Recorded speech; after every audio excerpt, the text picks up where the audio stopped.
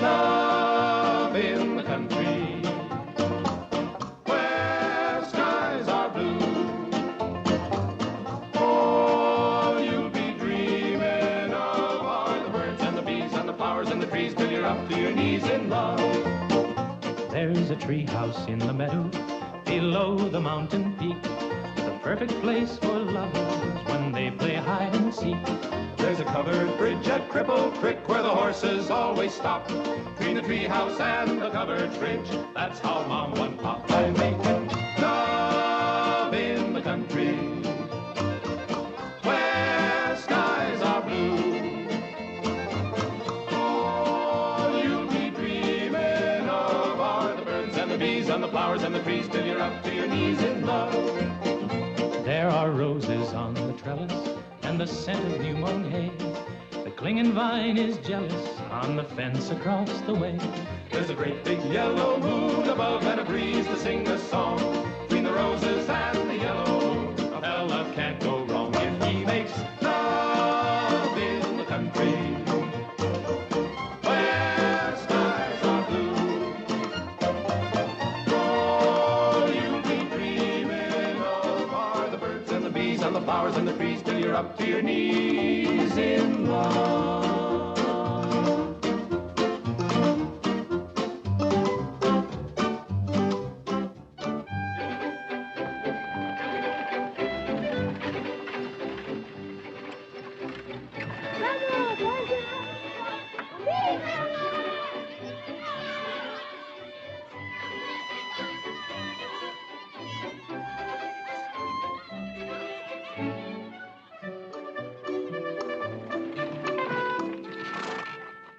Lord to goodness, not again.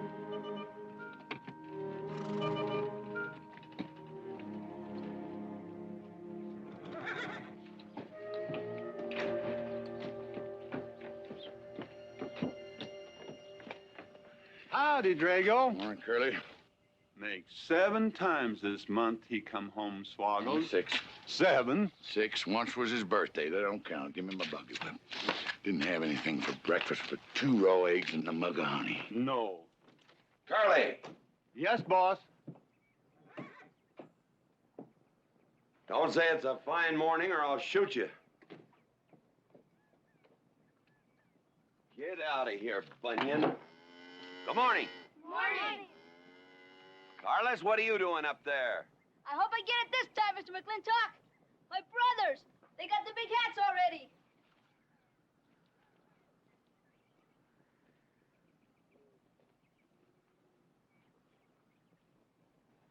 All right, let them have at it.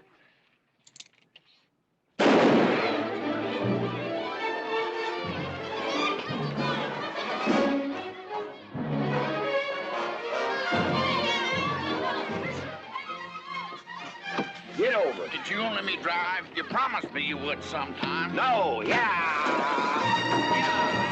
Boss, you better watch that turn onto the road. You're gonna kill both of us one of these days. Thank you, Mr. Boss.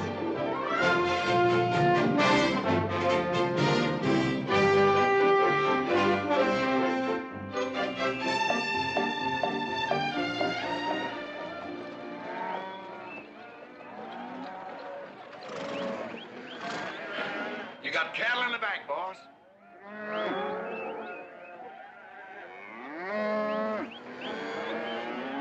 Yeah. Give it up, yeah.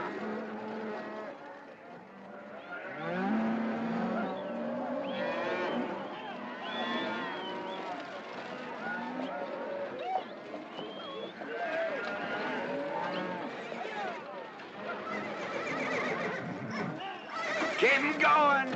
15 cents a pound all the way to Kansas City. Yeah, yeah.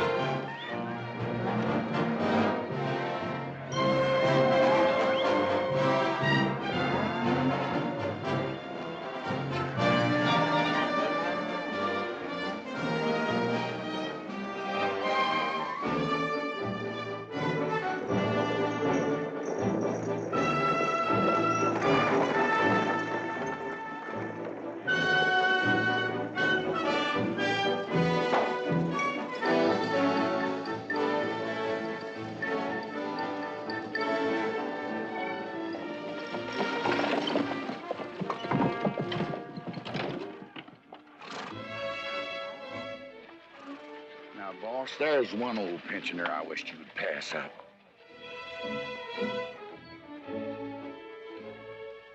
Bunny? Yeah. I knew where I'd seen his face before. He's an old timer. He's just been around town a couple of years. Oh, you have no milk of human kindness. Morning, Mr. McLintock.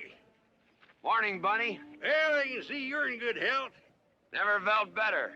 Contrary to what you may hear. Me, my kidneys ain't what they used to be, and my liver's been leaving me billies.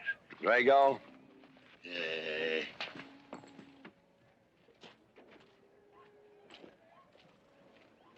Hello, Ben. Hey, McLintock. Drago, throw that in the buggy. Yes, sir. The scrubby bunch of Sooners, huh? They are at that. Well, it ought to make Douglas happy, lining his pockets with land fees. What are we gonna do? I don't know what you're gonna do, Ben. Me, I do nothing. 200 families. Quarter of beef a week per family. If they last 2 years, that can be a sizable number. I got 20 head to 1 of any other brand on the Mesa Verde. I'm not hollering. Some of us haven't got all the money in the world. Some of us ain't old and tired and feel like being put upon. You interest me, young Ben. Go on. So the first time I find one of our hides wearing our brand hung on one of them settlers' fences, I aim to kill me a plowboy. You do what you want, McLintock. We'll do what we want. Fellas my age generally call me GW or McLintock. Youngsters call me Mr. McLintock. All right, Mr. McLintock. Not because I'm afraid of you. You're the big he-stud of this country. And I reckon a fella my age should call you Mister.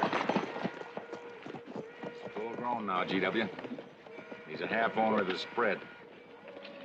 I made him a full partner the day the doc gave me the long face. Well, you want him to vote the first time this territory becomes a state, don't you? Of course I do. These settlers get burned out, there'll be a lot of hollering that this country's too wild to be a state. We'll go on being a territory some more, with a lot of political appointees running it according to what they learned in some college where they think that cows are something you milk, Indians are something in front of a cigar store. I'm looking to you to hold young Ben down. I'll do what I can. Come on over to the house once in a while. We'll rack up a few hands of stud. GW, that'll be just fine.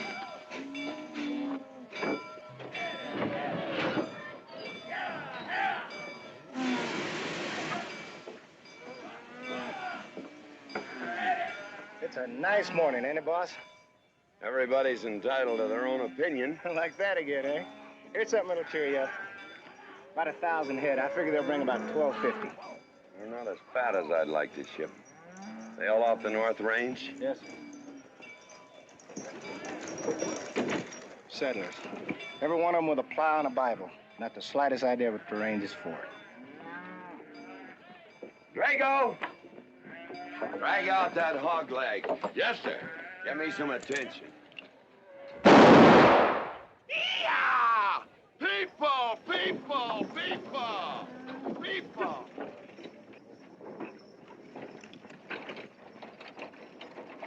Come on, all of you, gather around. People, come on, gather around. I'm McLintock.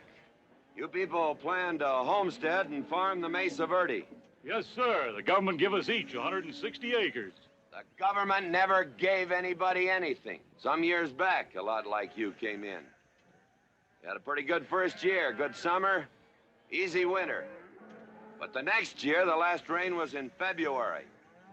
And by June, even the jackrabbits had sense enough to get off the mesa. Folks, do you know who that is? That's McLintock. George Washington McLintock. I told him that, Douglas. He controls the water rights on 200 square miles of range. You know that lumber you got? It came from his land. Cut by his loggers and milled in his mills. Douglas, I come close to killing you a couple of times when we were younger. Saddens me I didn't. Can you imagine a man who owns all that? Oh, and mines too, I forgot to mention them. All that. And he's begrudging poor people a measly 160 acres. That right, Mr. McLintock? You begrudge us a little free land? There's no such thing as free land. You make these homesteads go, you'll have earned every acre of it. But you just can't make them go on the Mesa Verde. God made that country for buffalo. Serves pretty well for cattle. But it hates the plow. And even the government should know that you can't farm 6,000 feet above sea level. Any trouble, Mr. McLintock? No trouble, Jeff.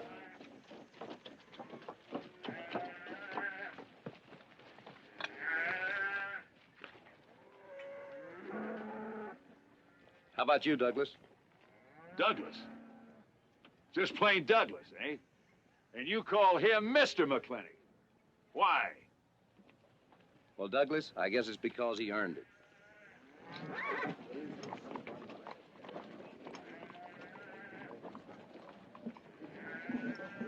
Mr. McLintock? Yeah? I'm a good hand with cattle, Mr. McLintock. I'd like a job. Well, you look strong enough. You come in with those Sooners? Well, yes, sir, but we don't have a homestead. Can't use you.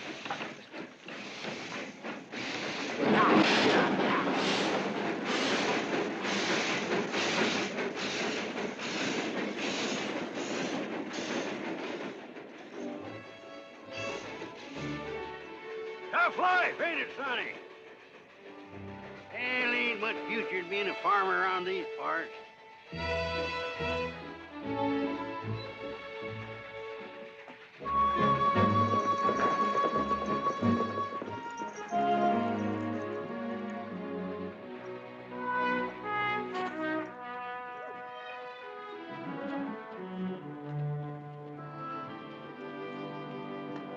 Ladies, this is the finest Chantilly lace available anywhere.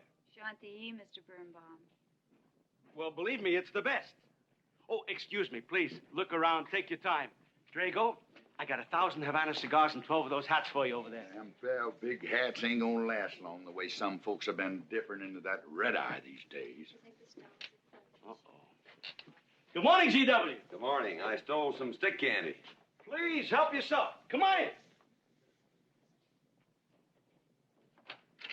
Davy, you can forget about saddling up the horse. Come in here. Problem? Yes. Well, if I were blacks, I'd move Queen's Bishop to King 4. Yeah, you might be right. You know, I was just starting to work this out when the letter came. Letter? It was... What happened? Don't you want it? Morning, Mr. McLintock. Morning, Davy. You being here saved me a trip. Oh, that hat and suit of clothes you picked out for my birthday? Well, instead of this cowboy hat, I'd like to have this one. If it's, all right with you, sir. Oh, that's all right with me, Davy. Of course, that looks like the kind of a hat a fella'd wear down Main Street to start a fight. Oh, I don't need a city hat for that. All I have to do is walk down the street and some wiseacre will call me an Indian, and just like that, the fight's on. Davy, the letter, it's for you. And you are an Indian. Yes, I know I'm an Indian.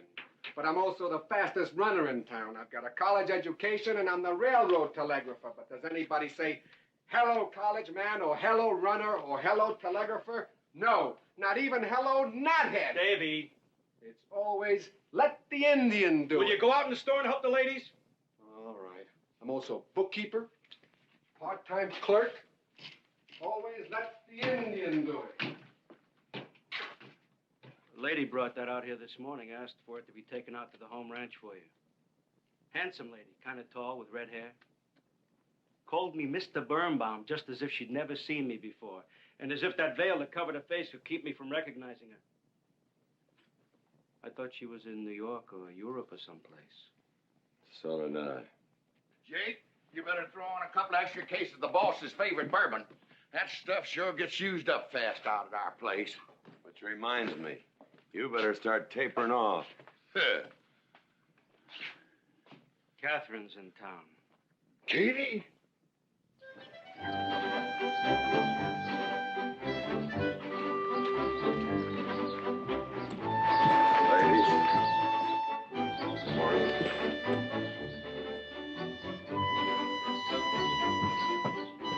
Morning, Miss McClintock. Morning, Miss McLaglen.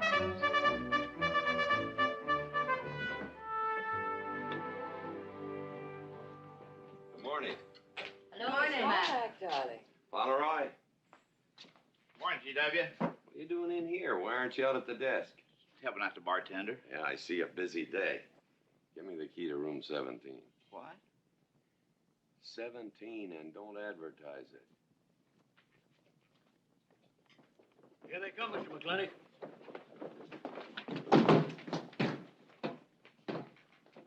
Set 'em up. Beer. Whiskey. Day off? Off day. Wonder what he's so preoccupied about. Haven't you heard? No, what? Katie's back in town. Katie? Yes, dear. The social arbiter. Well, hi, Sonny. Good morning. Oh, He sure is a quiet one. Mr. McLintock, I don't want to bother you. I'm sorry, boy. I told you, no job.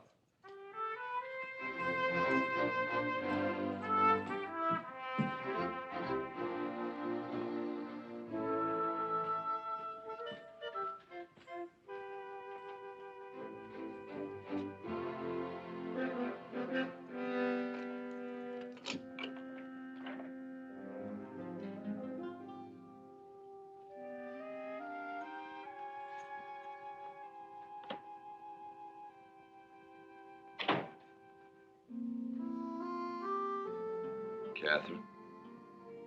George Washington McLintock.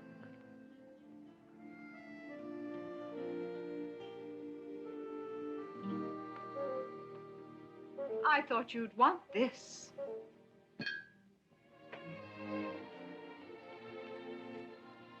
First dig of the spur. But who am I to upset your plans? Don't you feel kind of silly? I never feel silly. It's because you have no sense of humor. Why couldn't we sit down in the hotel dining room and talk about whatever it is you want to talk about? Or why couldn't you just come over to the house? And have everybody know that we're meeting. Everybody knows, and what's the difference? We're married. That is something I should like to change.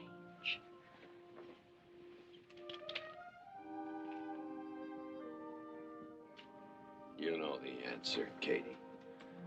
That isn't why you sent for me. Let's get to the rat killing. That's just the kind of remark that's always endeared you to me. Let us open the discussion. Very well. Our daughter is coming home in a few days. Rather, she's coming here. It was just a slip of the tongue that made me refer to this ugly hamlet as home. Our daughter. Is it so hard to say her name? It's Becky. Rebecca. I hate that name. Anyway, she's coming home. And I hope to persuade you to let her live with me. Part of the time in the capital, part of the time in New York, and, of course, Newport during the season. You're whistling in the wind, Katie. If she stays here, she'll become just as crude and as vulgar as all of this country. And if she goes your way, she'll be all show and no stay.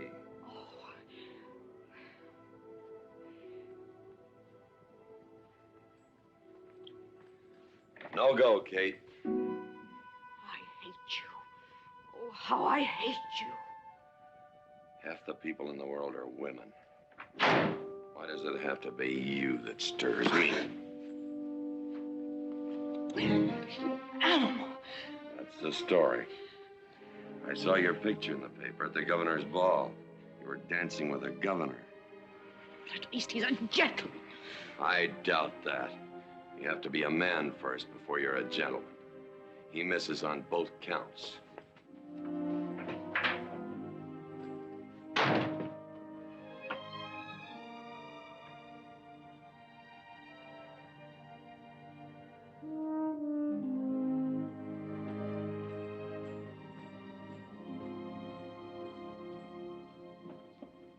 Hey, Sonny. You gonna ask him again? Nope. Hey, boy, you got a pocket of pride. You got a bag. You better listen to an expert, Sonny. I'm telling you, you got to grovel. Human nature gets him every time. Mister, leave me alone. Everybody does it one way or another.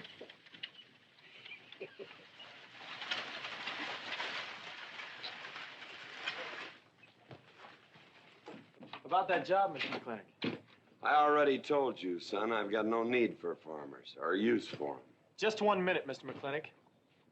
My father died last month. That's how come we lost our homestead. I've got a mother and a little sister to feed. I need that job badly. What's your name? Devlin Warren. Well, you got a job, son. See my home ranch foreman. He's over at the corral.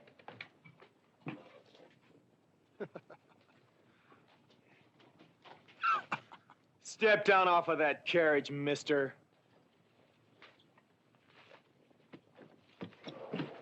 Hold that hog leg. I've been punched many a time in my life, but never for hiring anybody. I don't know what to say. Never begged before. Turn my stomach. I suppose I should have been grateful you gave me the job. Gave? Boy, you got it all wrong. I don't give jobs, I hire men. You intend to give this man a full day's work, don't you, boy? You mean you're still hiring me, Mr. McLintock? Well, yes, sir. I mean, I'll certainly deliver a fair day's work. For that, I'll pay you a fair day's wage. You won't give me anything, and I won't give you anything. We both hold up our heads. Where do you live? The settlers' encampment, down by the mine. That's your plug? Yes, sir. Well, hop on him, and we'll go get your gear.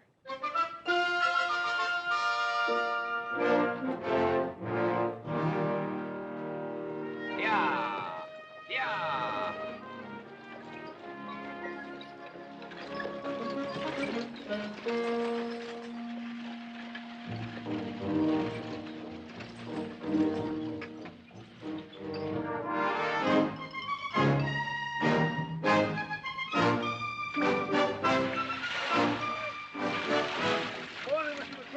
Morning, Mr. Poor Boy.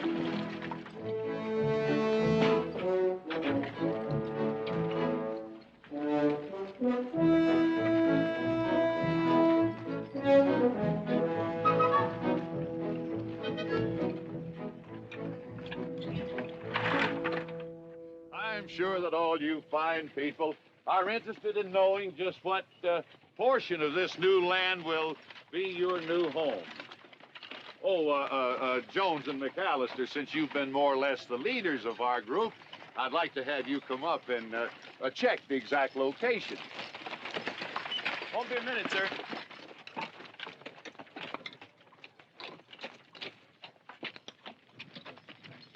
Go after that boy and give him $30. Tell him McLintock pays these riders a month in advance. From the looks of things, they could sure use it, too. Oh, Mom? It's Mr. Drago. More. Well, and what do we owe this visit from the cattle baron? I've got a touch of hangover, bureaucrat. Don't push me.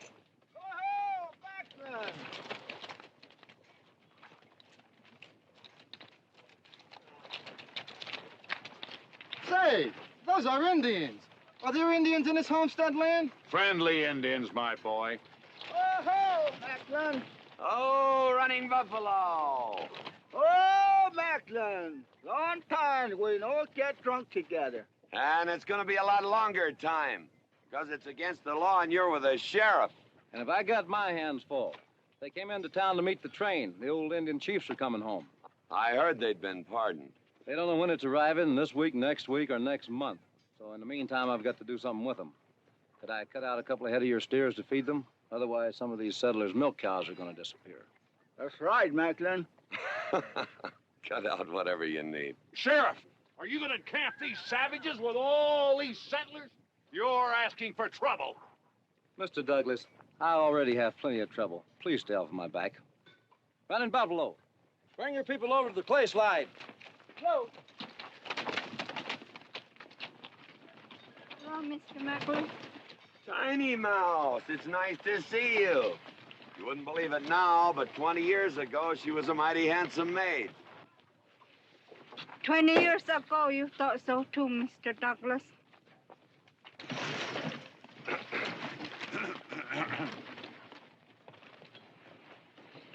was just like this. I had a dead beat on old Running Buffalo, and my sharp 50 caliber misfired.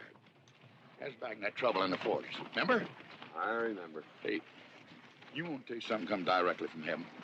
No.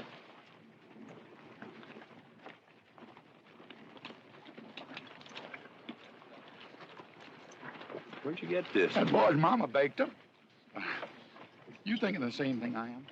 She's a widow woman, boss, and she's got a long, hard road home. Hire her.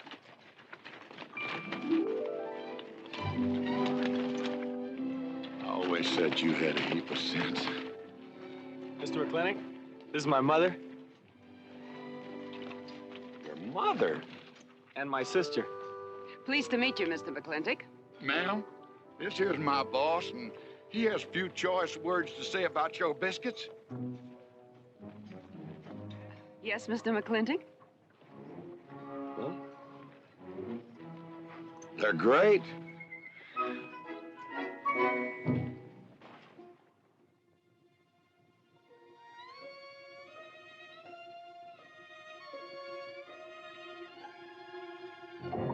Well, you old Cantonese reprobate, how about it? You fire me? I kill myself. I'm not talking about firing you, I'm retiring you. You've been rustling food for us for 30 years. We're gonna put you out to pasture. All you'll have to do is give advice. Be one of the family. I kill myself. I may save you the trouble. But, Ching, you kill yourself, I'll cut off your pigtail and you ain't never gonna get to heaven. I'll be one of our family. I give you my solemn word. Pretty clumsy family. Drink too much. Get in fights. Yell all the time. Cut off his pigtail. All right, I'll be one of our family. Giúp lấy đó. Phải là giúp lấy đó. Giúp lấy đó, hai. Cảm ơn.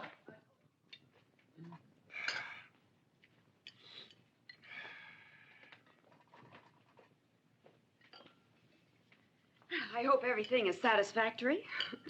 This is such a big house, it'll take me a while to get used to things. Now, please don't hesitate to tell me if anything is wrong. No bird's nest soup. Otherwise, just fine. Everything went nicely. Who's Finally, having it, fine. ma'am? Best apple pie ever had. Curly's right, ma'am. Hated to leave that last bite. Shall we celebrate with a drink? Carlos, come in and help me with the dish. Alice, you want to help too? Yes, Jacob. All right, pitch in. Now, I'll wash and you kids can dry. Is that good here?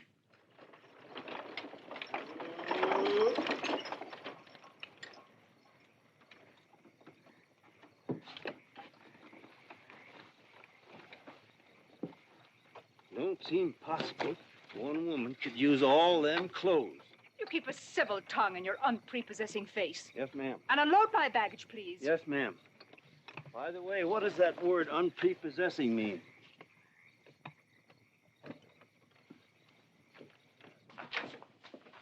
Miss McLintock. Oh, hello, Carlos. Run and help the driver with my luggage. I couldn't trust anyone else in this house to do anything correctly. Luggage? Give him a hand, Curly. Yes, boss. Mr. McLintock? Are you moving back in? Yes, but nothing has changed except my place of residence. And I'd be willing to put up with savages rather than be denied the company of my daughter. And I'm proving that by moving in here. Mr. McLintock, since it's my first day, would you excuse me if I, Go ahead. Oh, Catherine, this is Dev Warren. He joined the outfit today. Please, ma'am. Thank you. Well, how refreshing. A polite young man here. Where did he come from? He's a farmer. A farmer? Well, I'll be doggone. Kate, welcome home. What on earth are you doing in that idiotic-looking outfit? And don't you dare call me Kate. That's my buttoning suit. I'm butling for the boss. And I'm sorry, Catherine. That Kate kind of slipped out from the times I remembered you as being nice people.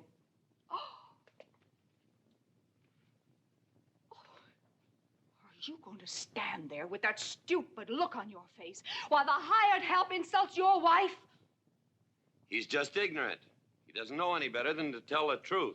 And I can't help this stupid look. I started acquiring it as you gained in social prominence. Mrs. McLintock, where do you want I should Put him in the master bedroom. Yes. But move Mr. McLintock's things into another room. Oh, the one back of the stairs would be best so that he can't wake up the entire household when he comes home every night. Just before daybreak. Yes, ma'am. Oh, excuse me. Here's your cigars, Mr. McLintock. I am Mrs. McLintock. Catherine, this is the cook. This is the lady does the cooking for us. Mrs. Warren, Mrs. McLintock. How do you do? Very pleased to meet you, Mrs. McLintock. Very pleased. Likewise. You see, I just came to work here today, and I guess I jumped to the conclusion that this was a bachelor's household.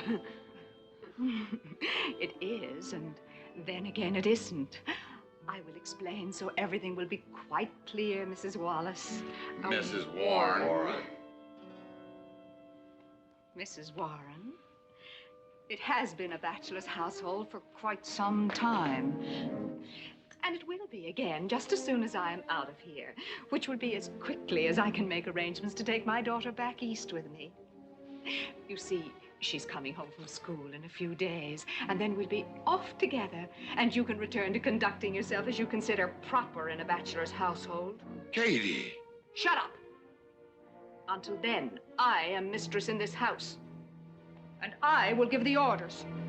I want my breakfast served in bed. Let her. Ain't you gonna say nothing, boss? Breakfast in bed. No. 1 poached egg, tea, toast. Oh, GW. As soon as my things are put away, I want to talk to you about Rebecca. Yes, Mrs. McLintock. Indeed, Mrs. McLintock. Of course, Mrs. McLintock. The toast, lightly browned and unbuttered. Of course, ma'am. Wait a minute now, boss. Where do you think you're going? I just remembered I got a date. But she said she wanted to have a talk with you. I heard.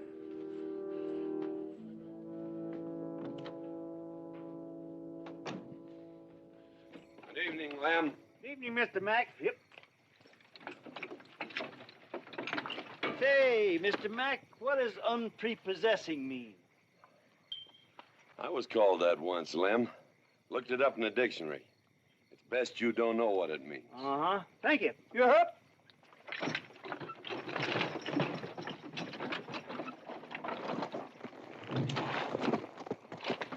Hey!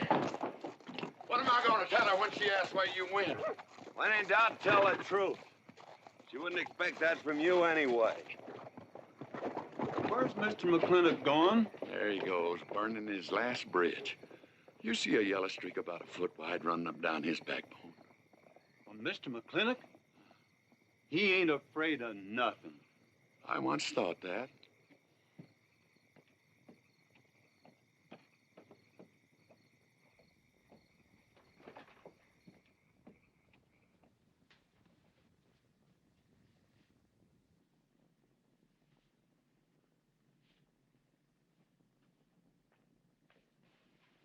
Drago? Yes, ma'am. Was that, He took off, lit out. I told him I wanted to talk to him. Yes, ma'am. I was standing right over here when you said it, and I was standing right out there on those front steps when he walked up to a horse, grabbed a hunk of mane, stepped up on him, and sunk spur. Where did he go? Last time I saw him, he's going east. But you know him, he's liable to go north, south, or west. Get me a carriage. Yes, ma'am, but But what?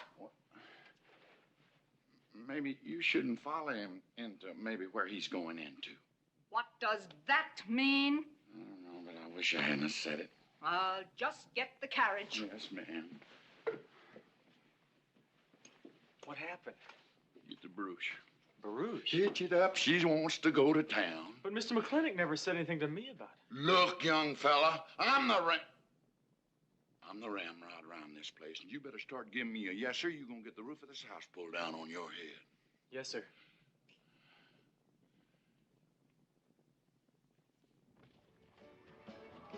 Hello, lady. Hi, Mr. McLintock. No room, eh?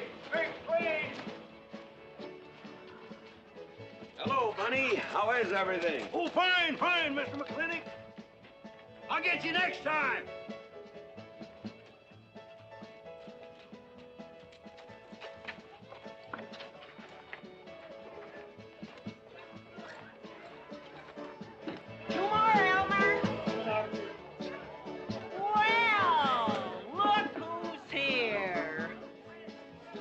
it be, Mac?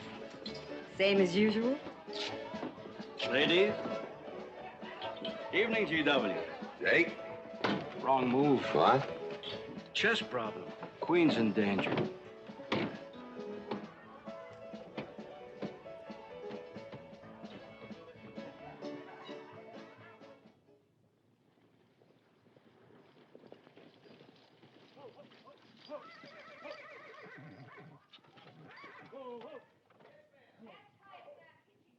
I suppose you can do that. Camille, you're on your own. Mr. McLintocck?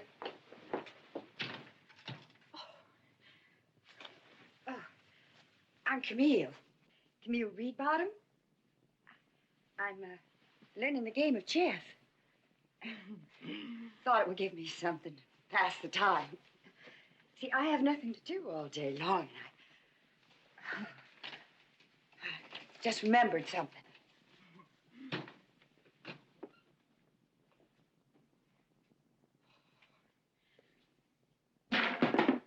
Catherine, I didn't hear you come in. Mr. McLintock, I told you that I wanted to talk to you. Not now. Could I get your glass of sherry, Catherine? Oh, thank you, Mr. Birnbaum. I could use one. I came into town behind a runaway team. Drago never could handle horses. It was that young man whose mother pretends to be your cook. Catherine, your wife. Oh, thank you, Mr. Birnbaum.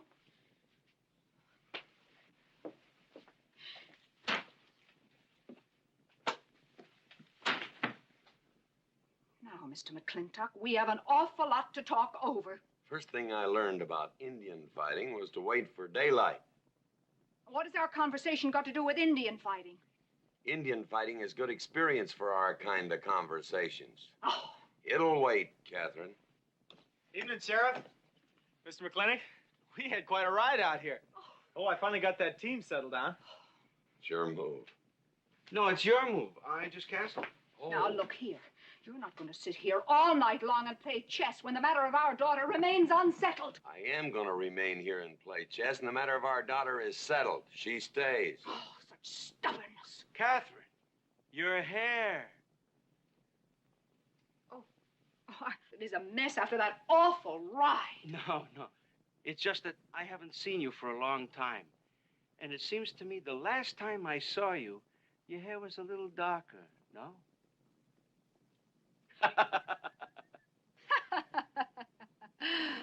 It's a funny thing that tricks a man's memory will play, huh? Mr. Birnbaum, I think that you've completely lost your mind. You have done something to your hair. I have not. I had it been none of your business. I'm certainly not going to put myself in the place of those blondine trollops that you seem to prefer. Take it. Oh. Fill it. Oh.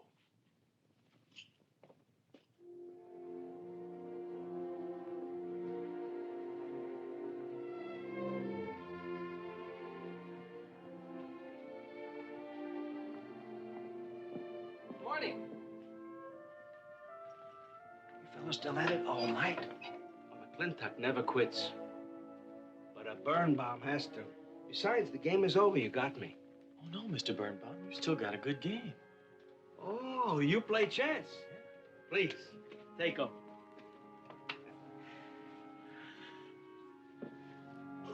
Pretty good. Fair. Well, looks like I won't have to come into town always to get a game. Remember, I'm a bad loser. It's your move. Yes, sir.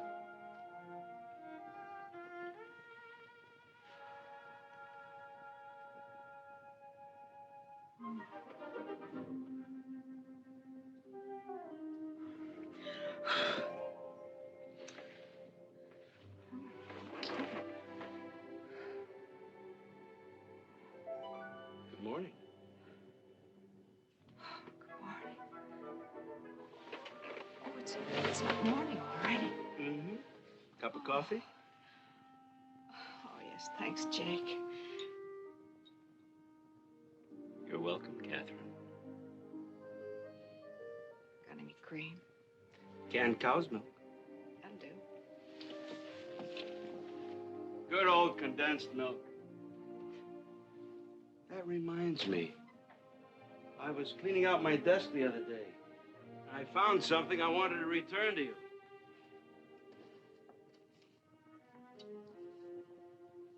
Here it is.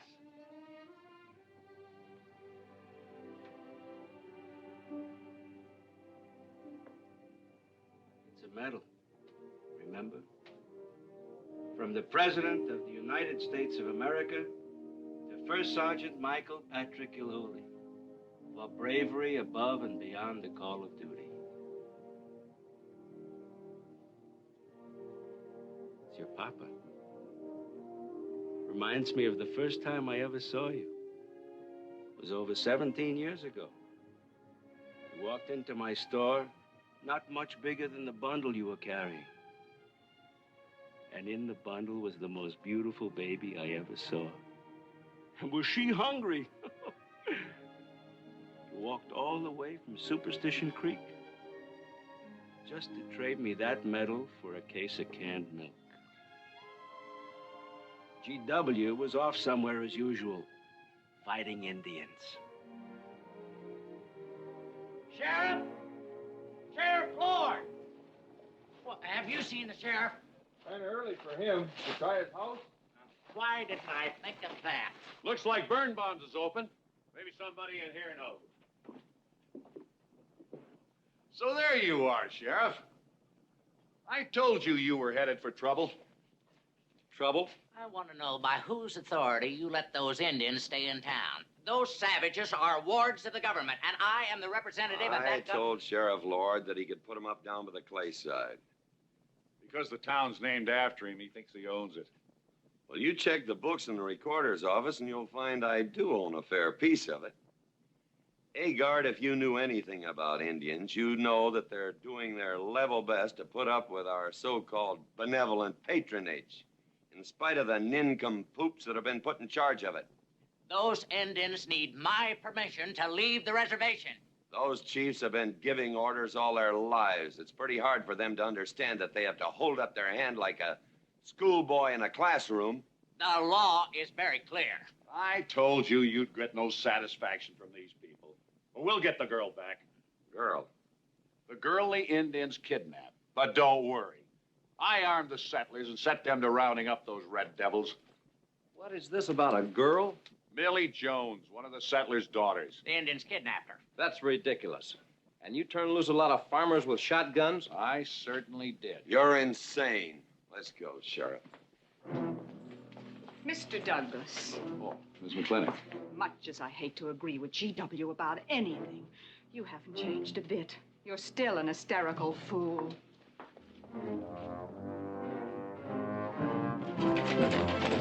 Come into town, I got worried. What about? Thought maybe Katie shot you.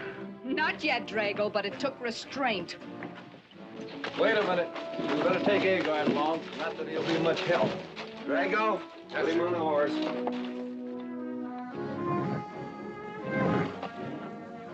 Just a minute. Well, I'll drive. Yes, ma'am. Agard, what are you doing? Stretch it, Agard! Agard, this is serious! Stay with him, Agard! Stay with him! Agar, will you stop showing off and getting this buggy? Mercy. Mercy. That horse is a little green.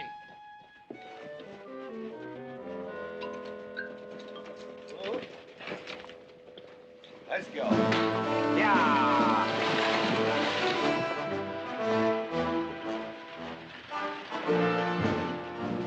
Just where do you think you're going? Don't use that range, boss. Tone of voice with me.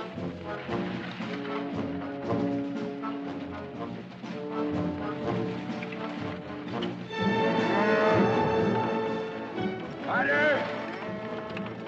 Headed for Mr. Poor Boy's mine. Mount up some riders. Right, boss. You heard the man.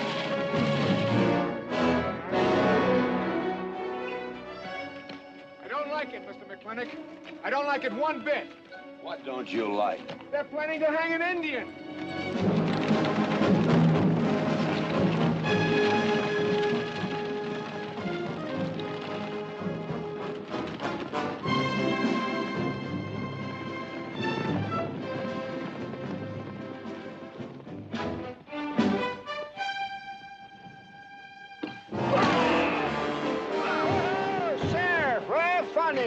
the whiskey? Hold that! Not so fast, Mr. Boss of the whole country. Unless you want to wear a big hole in your middle. How long is GW going to let that cheat-chalker push him around? That cheat-chalker has a sawed-off shotgun. How do you know she didn't wander off someplace or meet some fella or something? What are you saying? That I didn't raise my girl right? That she'd wander off all night with some man? There's a lot of things I'm not saying to you, mister. Well, you got a sawed-off shotgun in my middle. But how do you know this Indian had anything to do with it? She's gone, ain't she? She's gone. Pa! Pa! I'm over here! Pa! Been looking for me, Pa? Where you been, gal?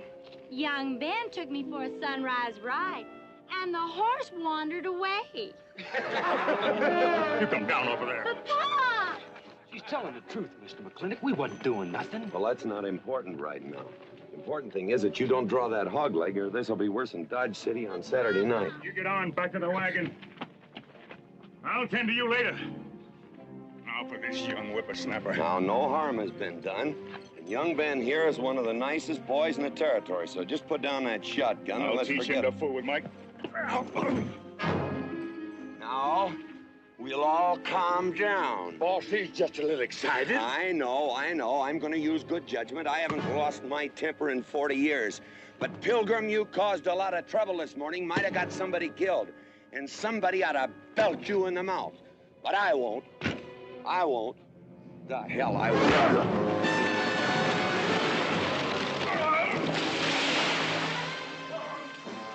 McLintock Rider!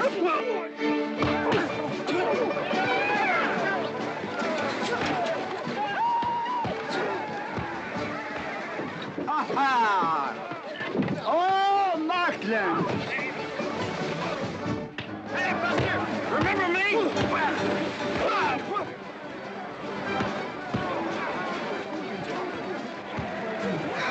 Hello, sir. Nice party.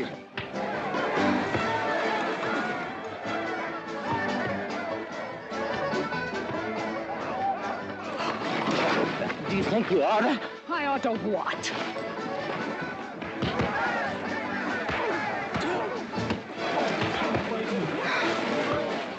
Why, you think?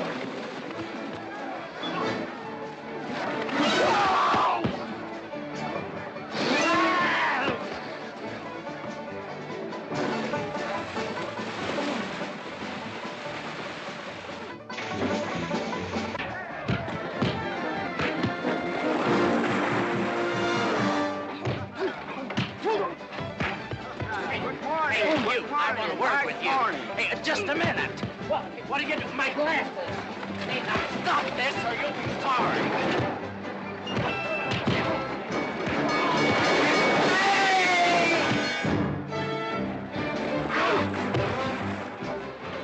Stay out of this, Jake. It's everybody's war.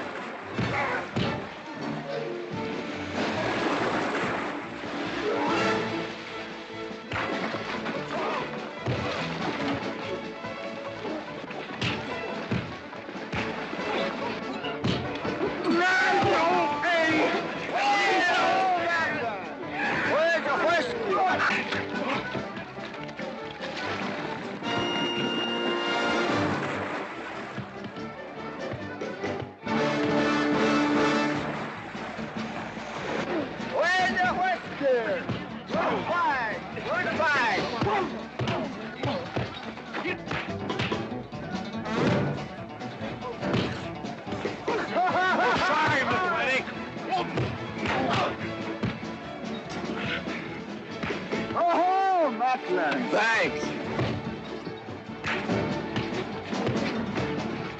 Aha, it's very funny. Yeah, very funny.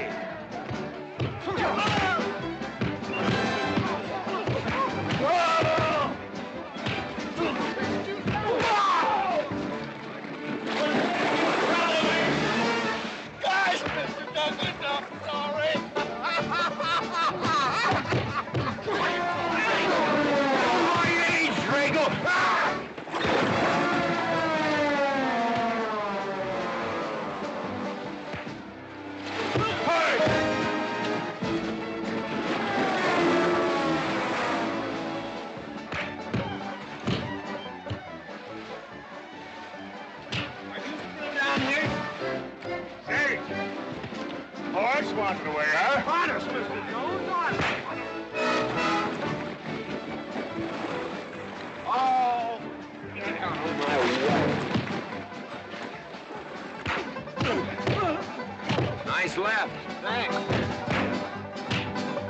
I went to college. For this, you don't need college.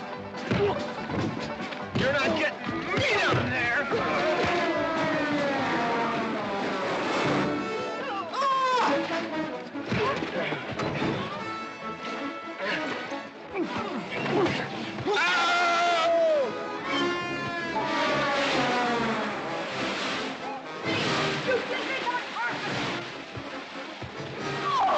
Why, McLintock, you big...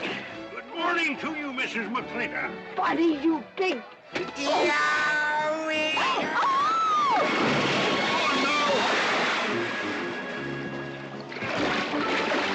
G.W. McLintock, you big clumsy. Well, it's pretty hard to control yourself. People!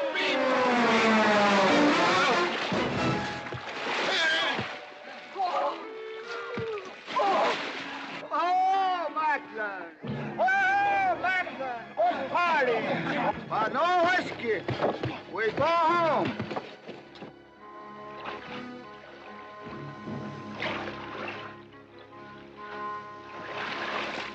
You and your friends. Well, we at least saved your hat. Oh.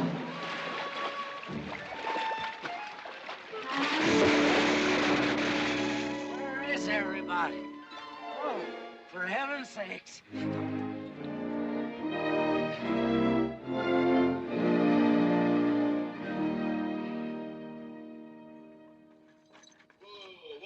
Drago, will you never learn how to handle a team? Yes, ma'am, I'll sure try. I'll tell you that now. Try me, family. You want to lose your pigtail? I lose face. Lousy lot of tips. You want to lose more than that. Kate, Yes? we could be a big help to one another. Like what, may I ask? Well, we could wash the mud off of each other. We used to have quite good times doing that sort of thing. There are a lot of things we used to do. Good night, Mr. McLintock.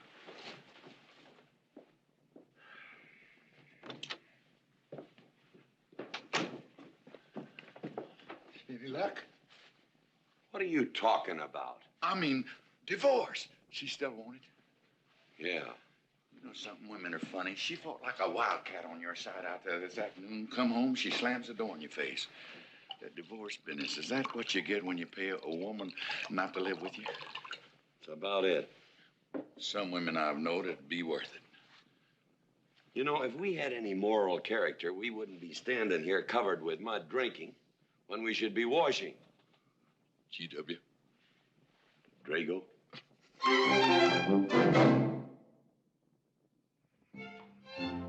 Miss Warren, these biscuits. Mmm. Oh, thank you, Drago.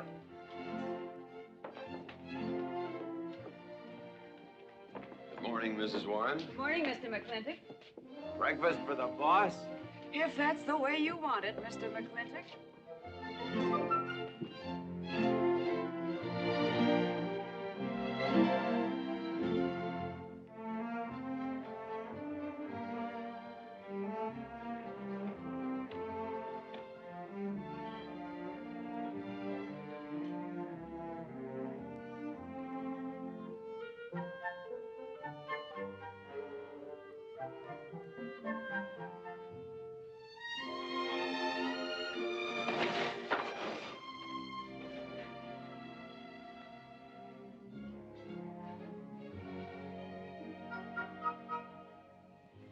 One poached egg, tea, toast, lightly browned, and Why, Mrs. McLintock, you have a black eye. I do.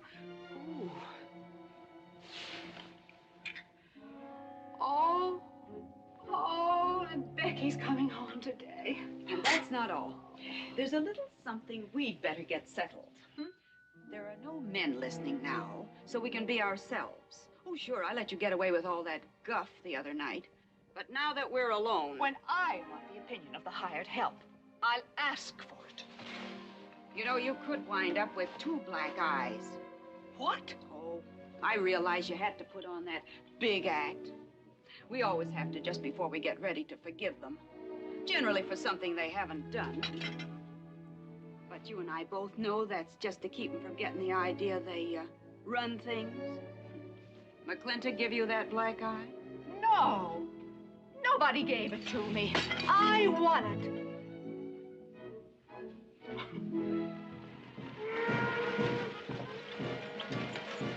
Morning, Davy. Morning, Mrs. Beach. Mr. Beach.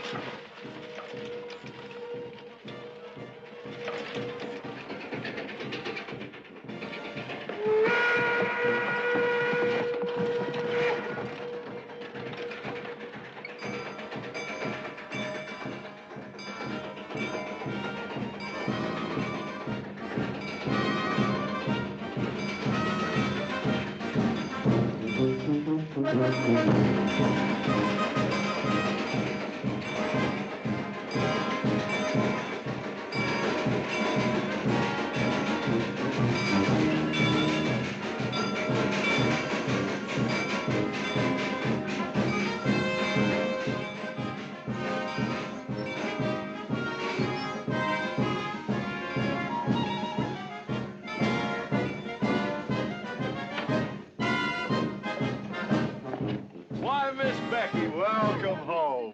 Hi, Dad. My How boy! are you? Good to see you again. Daddy! Well, Daddy! Oh.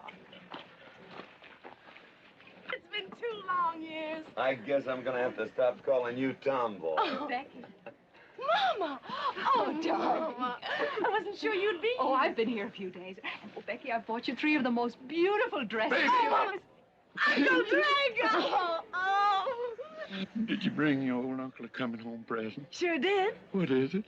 A mustache cup. And what did you get me? Prettiest Palomino pony that ever packed a saddle. Broke the stand, drowned, tie, and the counter. Oh! Uncle Jake! Oh! What are you doing with Mr. Douglas's tuba? Oh, Mr. Douglas had a little accident. I brought you a whole shipment of licorice sticks.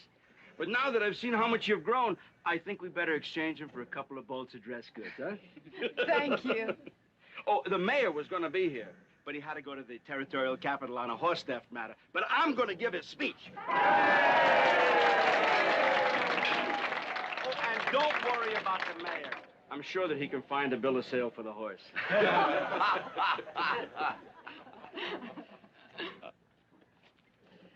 Ladies and gentlemen, we are here to welcome the fairest... What am I doing? We are here to welcome back the prettiest girl that was ever born in McLintock, or in any part of the territory. Now that...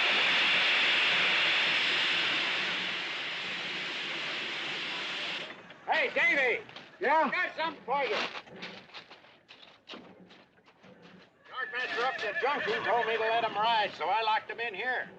I've had my scalp a long time, and I aim to keep it.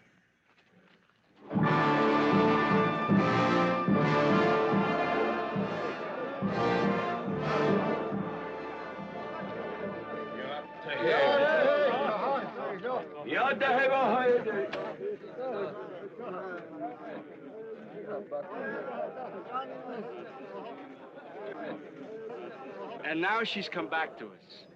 Gone are the pigtails, but the freckles are still on the prettiest face that was ever born in McLintock.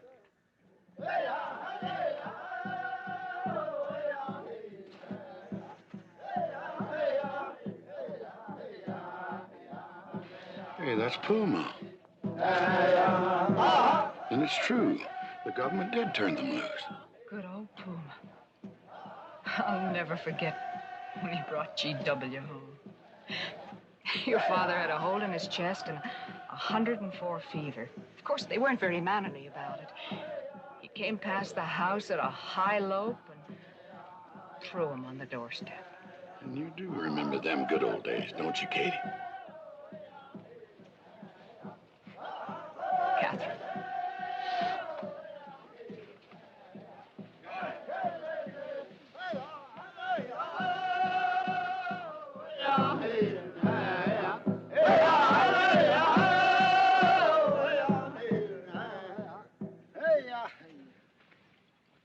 Yatta hey, my friends. Yatta hey. Puma, honored enemy. Does big McLintock forget, also blood brother? No, I'll never forget that. All wound.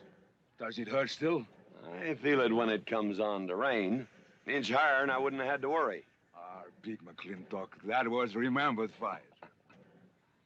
We return with news. Our people have more trouble. You see, I learned good English now, Big McLintock. Learned in white man's jail. But we would have you talk our cause at government hearing. I understand that Governor Humphreys is going to preside at that meeting.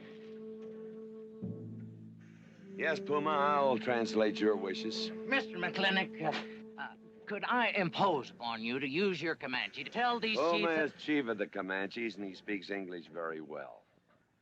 Oh, well, your people will have to follow my instructions to the letter. It is the law of the land...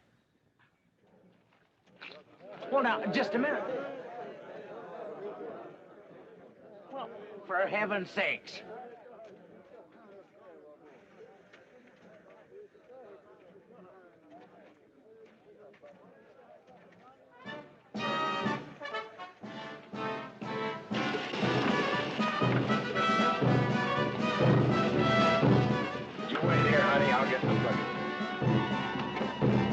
Go to the clinic party?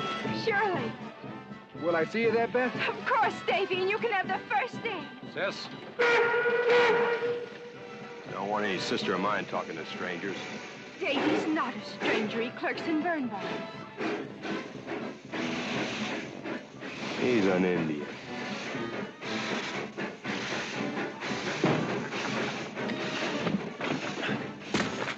Darn you, Drago! Now look what you've done. Baby, this is Devlin Warren. He works for you, Papa. Dev, this is Miss Becky McLintock. Those are my things. Yes, ma'am. Oh, I don't own you anywhere, Miss Becky. What do you mean? Oh, I mean, you look so much like your mother. Or even prettier. Oh, Mr. Warren. Mother's much prettier than I am. Many a fight started with words like that. Come on, get in the boat. Hello, Ching. We got cherry pie for dinner. Oh. I'm not cooking. No, he's not. Junior! Yes, Miss Becky. You remember Junior Douglas, Mama? Oh, of course. How's college? Valedictorian, 95. Oh, congratulations. Oh, Mr. and Mrs. Douglas, we will see you at the party, of course. Oh, delighted. Well, it'll be pretty hard to keep young men away. Yes, sir. Drago? Yes, boss. Baggage all loaded. G.W. You remember young Junior? Oh, yes. Like father, like son. Mr. McLintock, I hope you don't think I'm being presumptuous in asking for the honor of calling on Miss Rebecca. Well, there she is. Ask her yourself. Well, thank you, sir. Ching, now I'm going to get fired. Get up out of here. Thank you, sir. Thank you. How do you know me, Nana? See you at the party, Junior! Yeah. Yeah. Yeah, what? Like father, like son. What did he mean, Matthew? Come on, Ching. Grab a root and growl. Well,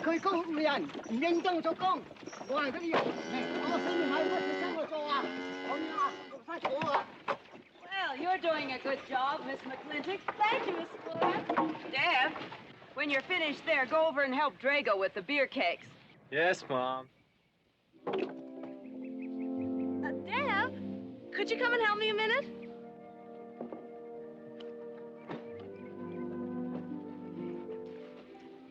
I certainly was surprised to hear you went to college. Why? I don't know. Junior says Purdue's a good college for a backwater place like Indiana. Well, he did indeed. Oh, could you do this? I can't reach it. Why didn't you finish college? Lack of funds. My father got sick, and he had to come out west. So we took out a homestead. You know, your mom's sure cute. It's too bad you didn't inherit her eyes.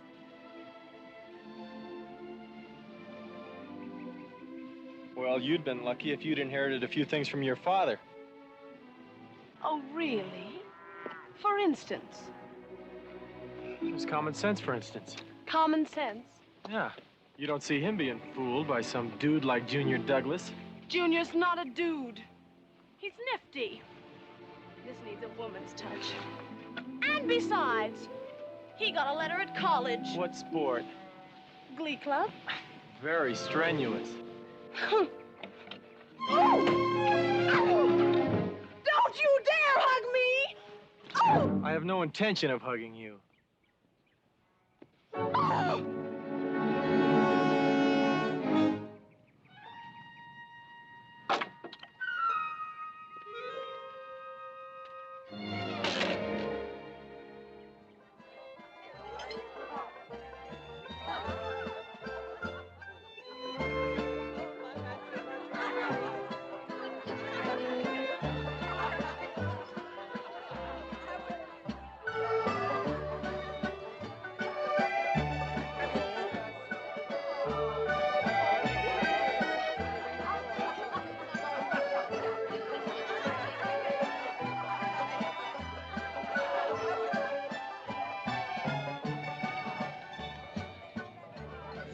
Ladies all look lovely, Catherine.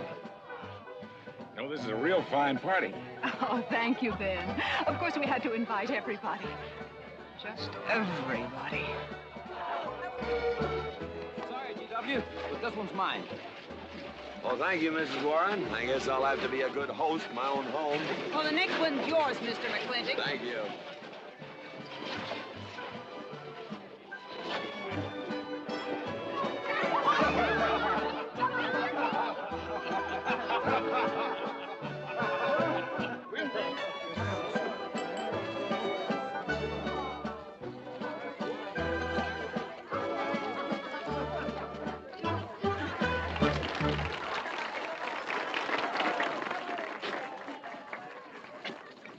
Drago, go and do what I told you to do. Oh, Katie. Catherine, do as you're told. Oh, Drago, do this. Drago, do that. Yeah! People, people, people. This Douglas feller. Drago! Yes, ma'am. Matt Douglas, Jr. is going to bring you folks some of the latest terpsichorean dance steps, brand new, brought by him directly from New York City. All right, Mr. Fiddler.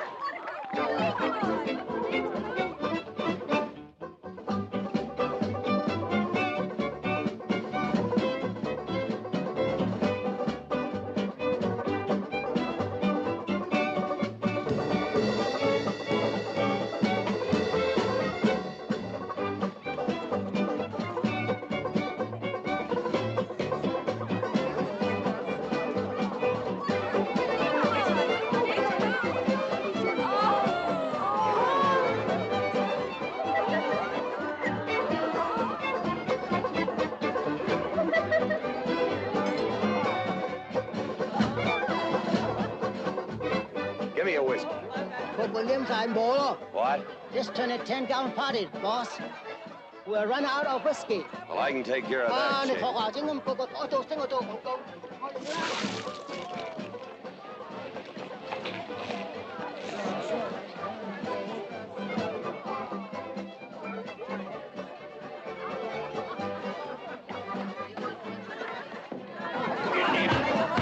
Indian.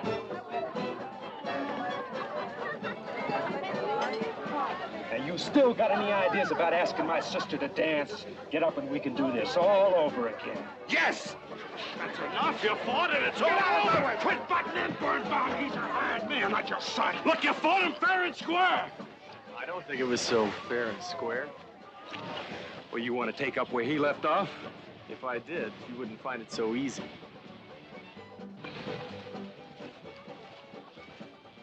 Now we've had enough of this. Well, when are you gonna quit walking away? Just as soon as we're out of sight of the party. A little lesson I learned back home, don't fight in front of women. Well, we're out of sight now. So we are.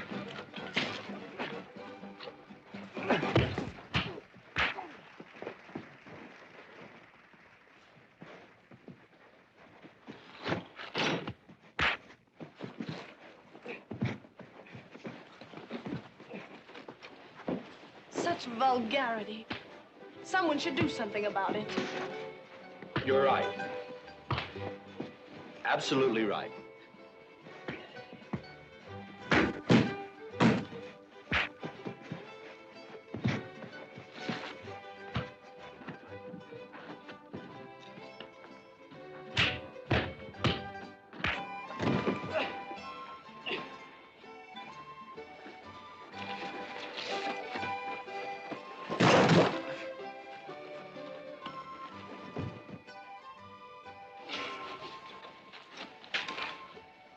young Ben? I'm all right, Mr. McLintock. Pretty fancy fighting for a country boy.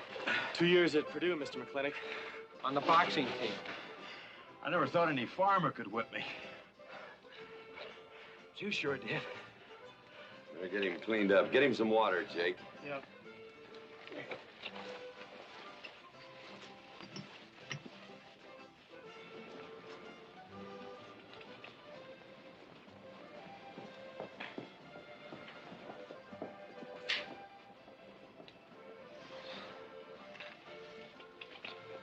Get yourself cleaned up. Go ask that girl for a dance. Who? Oh! Did I miss one? Oh. Where is he? I'll find him, that young whippersnapper. Trouble. Where is that farmer boy? Where is he?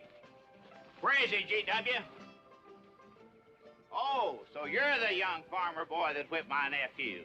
Well, I'm Fauntleroy Sage, young Ben's uncle. Well, I'm no farmer, but if you're young Ben's uncle, yes, I whipped him. And you're intruding. What's intruding mean? Butting in. Oh, so he's insulting me. Well, then I got another reason for walloping him. Besides, on account of him thrashing my nephew, young Ben. Fauntleroy, you can't get mixed up in these youngsters' quarrel. Family honor. I can't have said a farmer whipped a sage. You're twice his size. Don't let that bother you, Mr. McLintock. Mr. Fauntleroy insists. I'll just have to teach him the same lesson.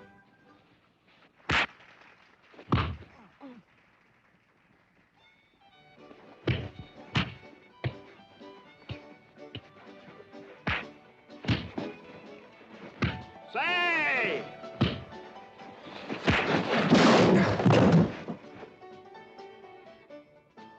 Sorry, young feller. Hate to have to do that, young fella. No hard feelings. Not yet. Not yet what? I mean, that isn't all. Now, wait a minute. Fauntleroy, we're gonna make this a fair fight. Of course we are. Of course we are, G.W. There'll be none of this. I wouldn't do that, G.W. You wouldn't do... No, I wouldn't do that. And Dev, I don't want you kicking Fauntleroy in the knee. He didn't do no such thing. And none of this nose twisting. He's all yours.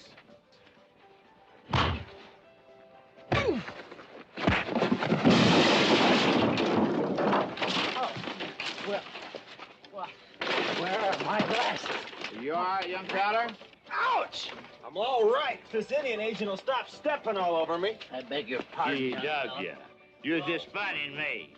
But I want you to know that boy fought me a fair fight. Well, I'm glad to hear that, Fauntleroy. Here's my uncle. Fauntleroy, what have you been doing? I hope my uncle didn't bother anybody. No bother. I think we'd better join the ladies before they get curious. Drago. Fauntleroy, let's line them all up for a do-si-do. Jake, you think tincture of arnica would help? Could be. Used to help you. Gentlemen, to the medicine cabinet.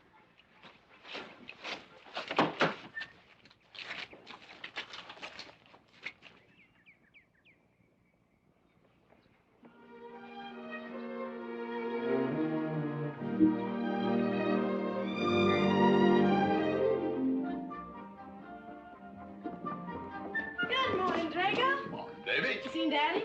Took over early this morning with a scattergun over his arm. Went hunting.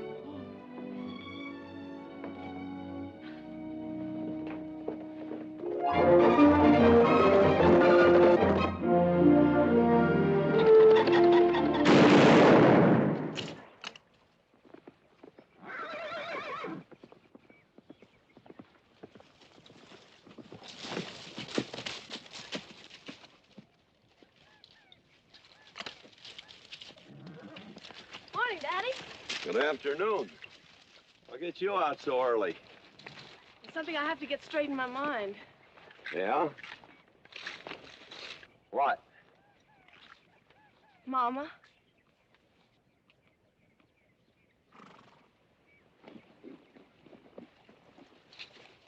Why'd you and Mama stop living together, Daddy? Why'd you separate? Aren't you going to answer me? No, It's sort of my business, I think. I don't. Is it another woman? Usually is. At your age, you always know what's usual. Is it Mrs. Warren? Becky, I don't want to start laying the law down your first day back home. But I'll have no more such talk. First time I ever saw Mrs. Warren was last week. She has a job here at which she's very good. And I hope you'll have the good manners to not pry into other people's business. Your mother's and mine. Pretty good shot, Daddy. Oh, I can understand your trouble. Mama's often so, well, so petulant. Petulant? You learned a lot of words back east, Becky. Wish to God they'd have taught you some meanings. You were only about 6 months old when your mother stayed alone with you in a sod hut under 8 foot of snow, while I moved the herd 300 miles south to try and save it. Saved about half of it. You were a little more than a year old at the time of the great Comanche raids. We stood off 500 Plains Indians for 9 days. Petulant, Becky? I think you better go on home. See that Ching gets those birds.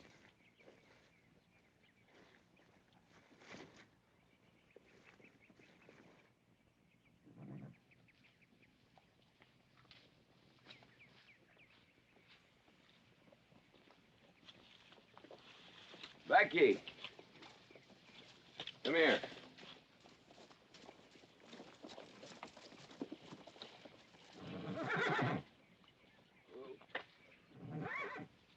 There's something I ought to tell you. Guess now's as good a time as any. You're gonna have every young buck west of the Missouri around here trying to marry you. Mostly because you're a handsome filly. But partly because I own everything in this country from here to there. They'll think you're gonna inherit it. Well, you're not. You're gonna leave most of it to, well, to the nation, really. For a park where no lumberman will cut down all the trees for houses with leaky roofs. Nobody will kill all the beaver for hats for dudes, nor murder the buffalo for robes. What I'm gonna give you is a 500-cow spread on the upper Green River. Now, that may not seem like much. It's more than we had, your mother and I. Some folks are gonna say I'm doing all this so I can sit up in the hereafter and look down on a park named after me. Or that I was disappointed in you. Didn't want you to get all that money. But the real reason, Becky, is because I love you. And I want you and some young man to have what I had. Because all the gold in the United States Treasury, and all the harp music in heaven can't equal what happens between a man and a woman with all that growing together. I can't explain it any better than that.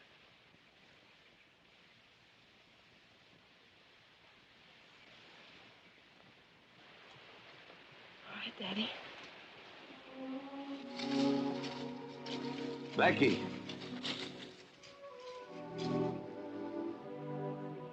When you're as old as I am, you'll thank me for this. Daddy, I'm full grown. I wasn't worrying about me. I was thinking about you and Mama.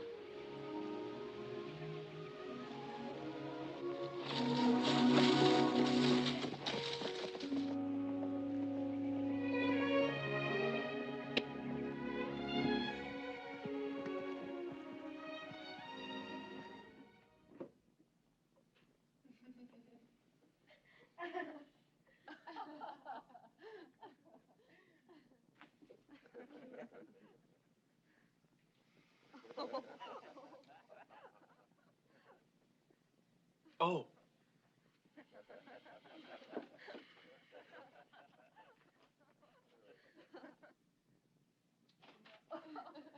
Well, sir, all 3 of them fell right out of the carriage. Well, it's getting rather late, Becky. It's bedtime. Oh, Mother. He brought this. He must have intended to use it. Oh, well. Sing us a song. Well, if you really want me to. Gosh, I haven't played in You quite know just right for me. Sure. It's the rage now. Oh. Oh. Dev, what are you doing? Oh. I just thought I'd get another cigar. Well, you've got one in your mouth and two burning in the tray. Not move. Fellas want me to play all the time. You're cuter than a baby steer, and softer than a mouse's ear. I want the whole wide world to hear. You're just right for me. You're sweeter than... Oh, no, not that rhythm, Junior. Do it the way they do at the plaza. I know the words. Sure, Becky. Will you sing with me? Of course. All right.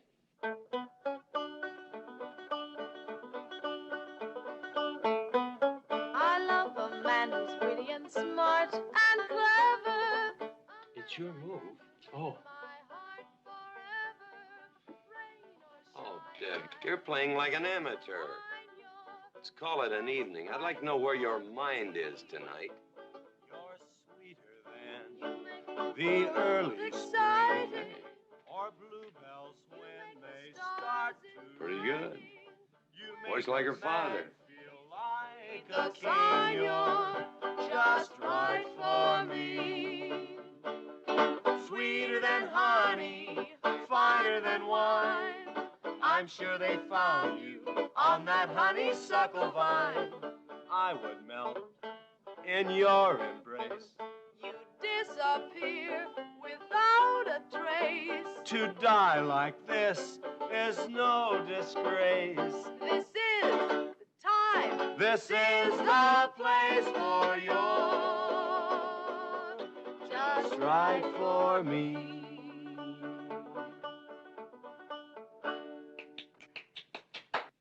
Well, that's so good, I kind of hate to break this up. But if we're going to have that Indian hearing tomorrow morning... sir, about our conversation earlier this evening, I believe I'd better apologize. Yeah? Yes, sir, I've been thinking it over, and when I called you reactionary, well, that's merely my generation's term for your generation. Nothing personal, sir. Oh, really? Well, good night, sir. Good night, Miss McLintock. Good night, and do come again. Good night, Drago. Night. Boss, what does reactionary mean? Me, I guess. He says that anyone that wanted to sell at a profit was a reactionary. Was we reactionaries back in them days when you was selling beef cattle for 6 cents a pound on the hoof? Well, no use arguing with him. College boy.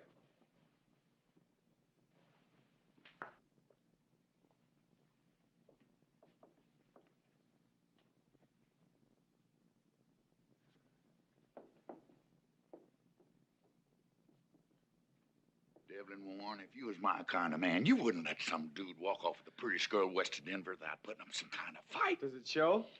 Well, what can I do? I'm just one of her father's employees. I'm just a hired hand around here.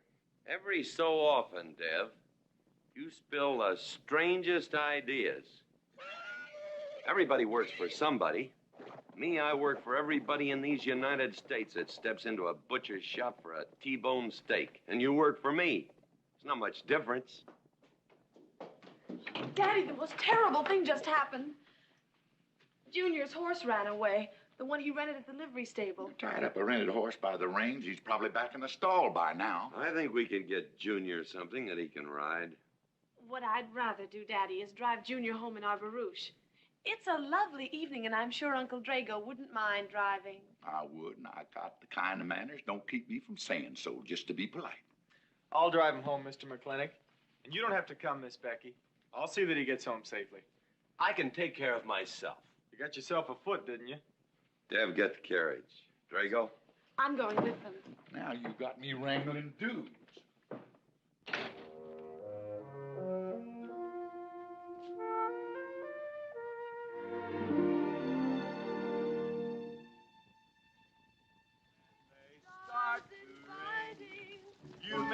man feel like a king. You're just right for me. Miss Becky, somebody better help me watch the road. You know, I'm new around here.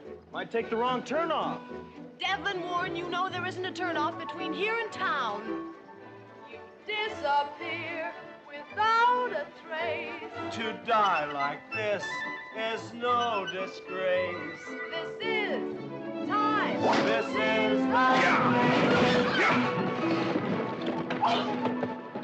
Devlin Warren, what are you trying to do? Kill us? Rather have your friend drive?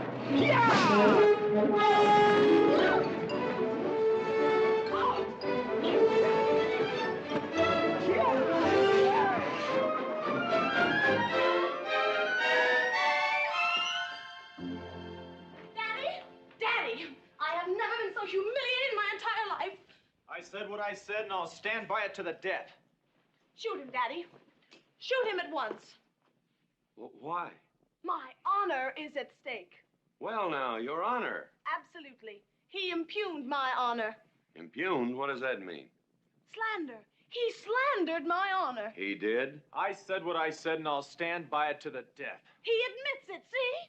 Shoot him. Well, what is he admitting to? Why, he called me a... I won't even repeat the word. I didn't necessarily call you anything, but I said what I said, and I'll stand by it to the death. Well, just for the tally books, what did you say? I said that any girl who would permit a man to kiss her before they're formally engaged is a trollop. He said it again. Shoot him. Now, hold on. No, don't hold on. If you're my father, if you love me, you'll shoot him. Well, I'm your father, and I sure love you. So? Oh, you shot him. You really shot him. Hey! He dies. If he dies, he'll be the first man ever killed with a blank cartridge. We use this to start the races on the 4th. Hey! I'm on fire! Oh, you poor dear. Poor dear. You'd have had me shot in cold blood. But it didn't happen. Yelling I insulted you and all. What you need is a good spanking. Deb! Daddy! Leave me out of this. I think I'll give you what you deserve. You wouldn't dare! Oh, wouldn't I? You'll think next time before you have someone shot. And this kicking and yelling isn't gonna help you. Don't you! Oh, Daddy! Wait a minute! Daddy! Oh, Daddy! Help me! Don't! Daddy, Lord, I hate you! Mommy! Mommy! Oh, G.W., was that a shot?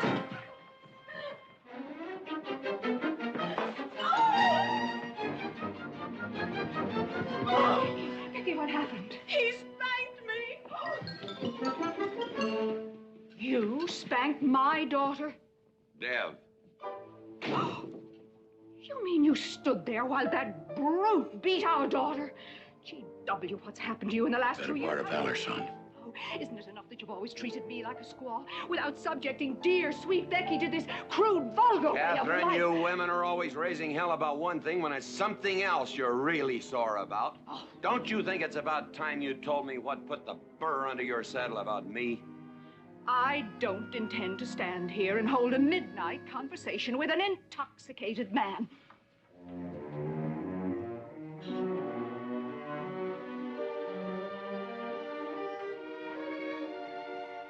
And I am not intoxicated. Yet.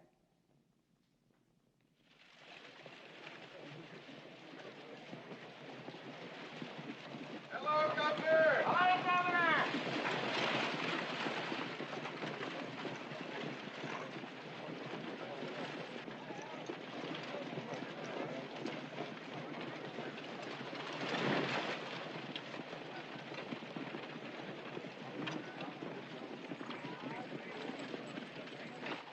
Chief, Puma? Yes, Sergeant. Big McLintock, we know you get us fair judgment. You gentlemen, follow me.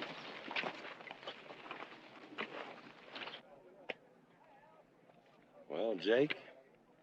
GW?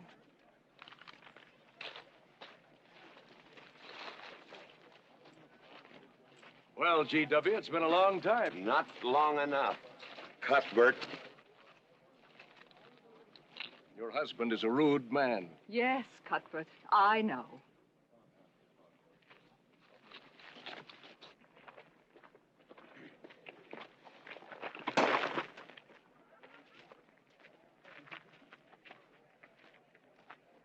Where you want the Indians, Mr. McLintock? Mr. McLintock is not running this hearing. Sergeant, seat those Indians. Yes. Gentlemen, be seated. You know, the whole tribe here want to come into town. Proceed, Lieutenant. This hearing is now in session. Governor Cuthbert Humphreys presiding. Good luck, Daddy. Afraid it's a packed court. Government Edict number 826. Has ordered that the Comanche Nation be transferred from their present reservation to Fort Sill. It is the government's claim, as filed by Indian Agent Agard, that these chiefs, after being released from prison by a kindly government, did then rouse and incite defiance among the tribe against said order. It seems, gentlemen, that although some of these chiefs speak English, Chief Puma is quite at home in our language, they have chosen Mr. McLintock to be their spokesman. I speak for the Comanche. Or rather, I offer this translation. Proceed, Mr. McLintock.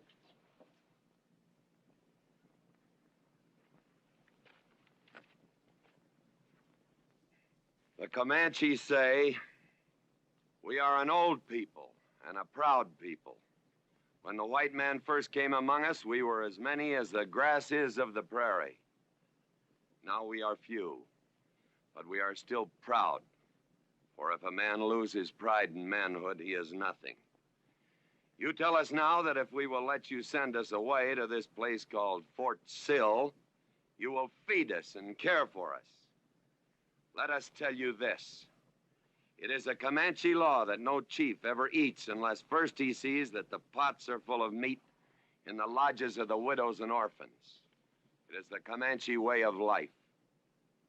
This that the white man calls charity is a fine thing for widows and orphans, but no warrior can accept it. For if he does, he is no longer a man. And when he is no longer a man, he is nothing. And better off dead. You say to the Comanche, you are widows and orphans. You are not men. And we, the Comanche, say we would rather be dead. It will not be a remembered fight when you kill us, because we are few now and have few weapons. But we will fight, and we will die Comanche. Thank you, Big McLintock. Am I to gather that Comanche defy the government of the United States? Yes, you may gather that the Comanche defy the United States government, or at least this commission. Gentlemen.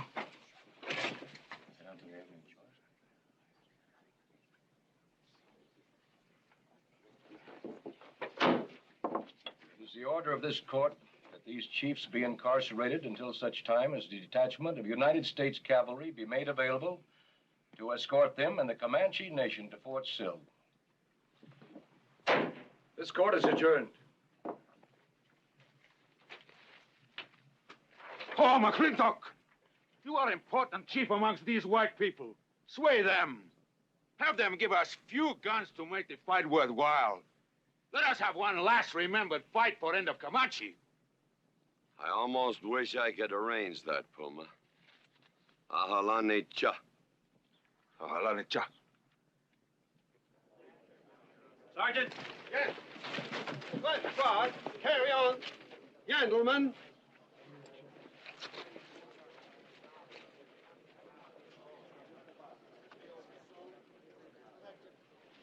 It's sad, these changing times.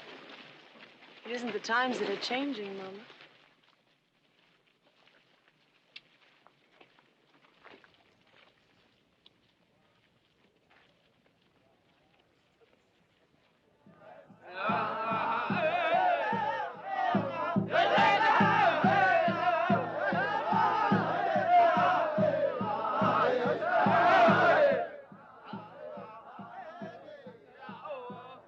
Hi, GW.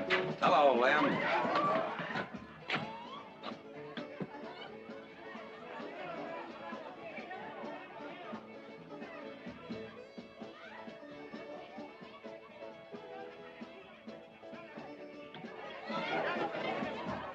Bunny? Oh, howdy, McLintock. I figured you'd be belly down drunk by now. I've been doing some drinking, Bunny. Is that boxcar still on the siding? Well, sure, but... But what? I don't like it. You don't, eh?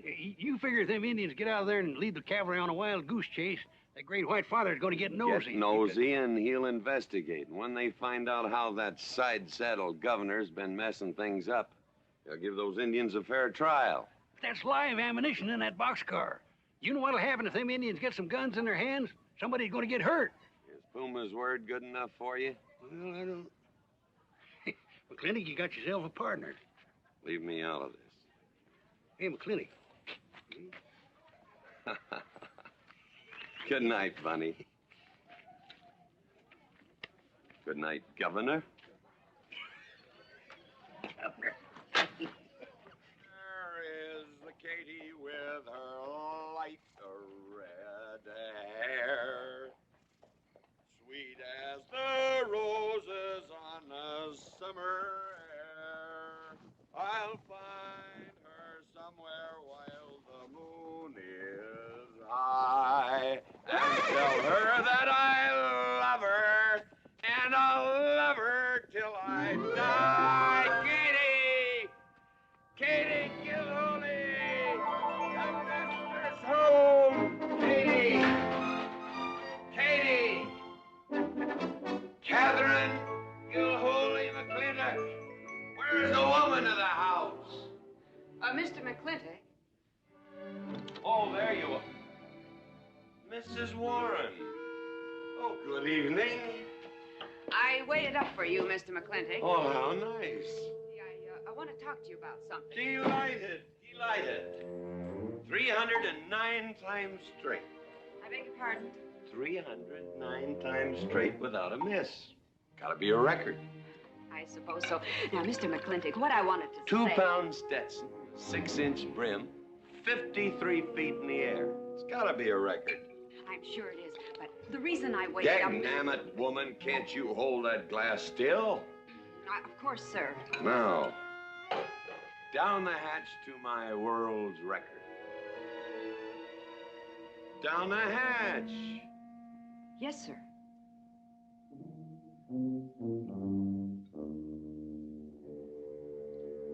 And now, to the governor of our territory. The governor of the territory, sir? Now, don't you stick up for him, Mrs. Warren. You're a fine woman, Mrs. Warren.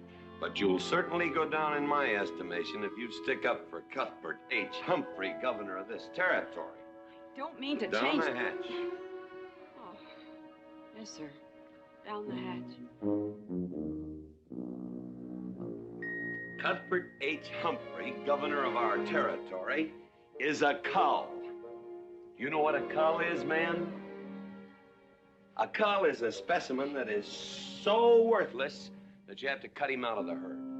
Now, if all the people in the world were put in one herd, Cuthbert is the one I would throw my rope at. At whom I would throw my rope at. Natural-born cull. Another touch, ma'am? Oh, no, sir, no. Well, I don't mind if I do. Good. Can't walk on one leg. Oh, I didn't mean to be vulgar, ma'am. Can't walk one limb. It's all right. Sounds silly. Only a bird can walk on a limb. You know my wife? Her name's Kate. She insists on being called Catherine. Do you know her? Of course, Mr. McLintock, and that's what I wanted to talk Well, she thinks that Cuthbert H. Humphrey is panting for her like a bull buffalo at the first green up of spring. But what Cuthbert is panting for is my money. Don't make me feel like I'm drinking alone, ma'am.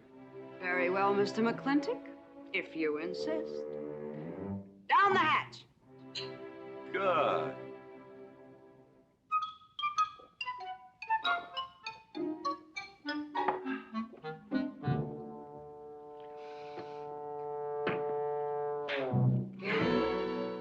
Mr. McLintock,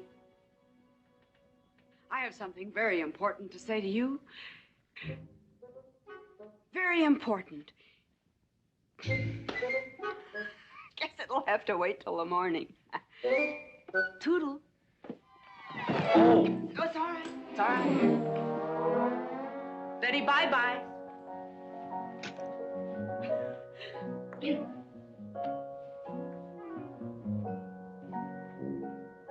Whoops. Oh. Mrs. Warren. Let me assist you. Very kind.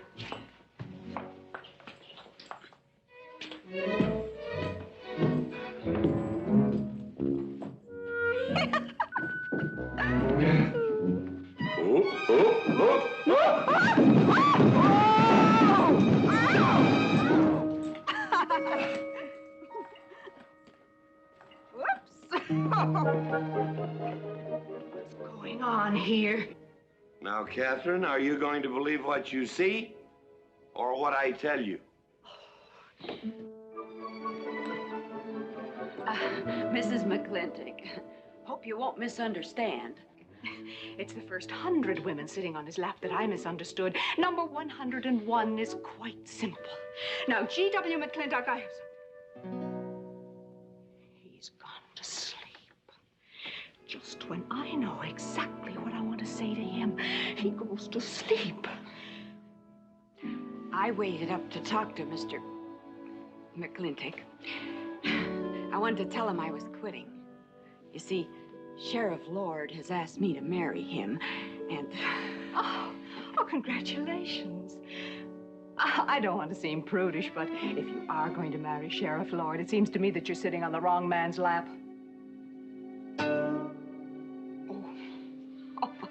Come on, I'll help you upstairs, and we'll have a long talk about men in general.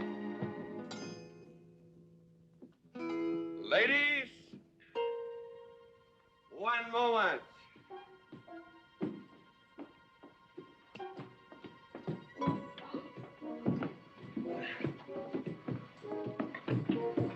Oh! Watch out, you'll get us all killed! Oh! What?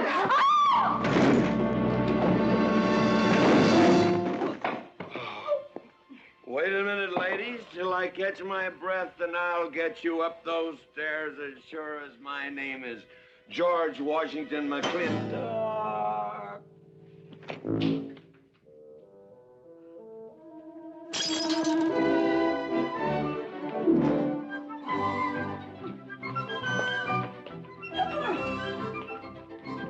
You may be quitting, Mrs. Wallace, Mrs. Ward, but not tomorrow. I want my breakfast in bed.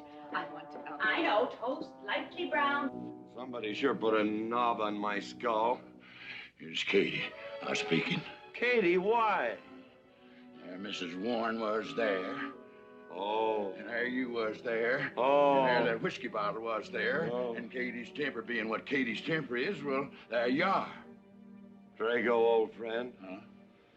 My wife does not understand me. Why, she is different than the other man. Come on, I gotta get you upstairs. Get you ready for that big celebration tomorrow. What is it?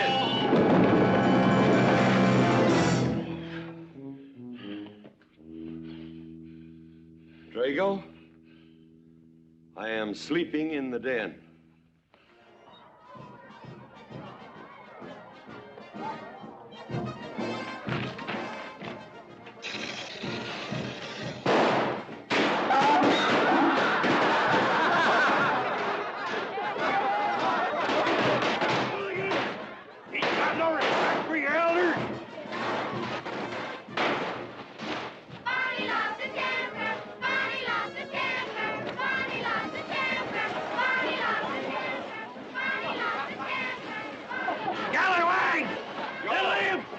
You get the needle!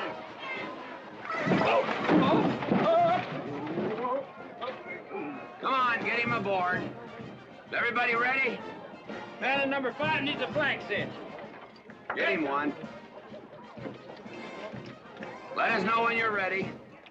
Ladies and gentlemen, it is my honor to present to you the governor of our territory, Cuthbert H.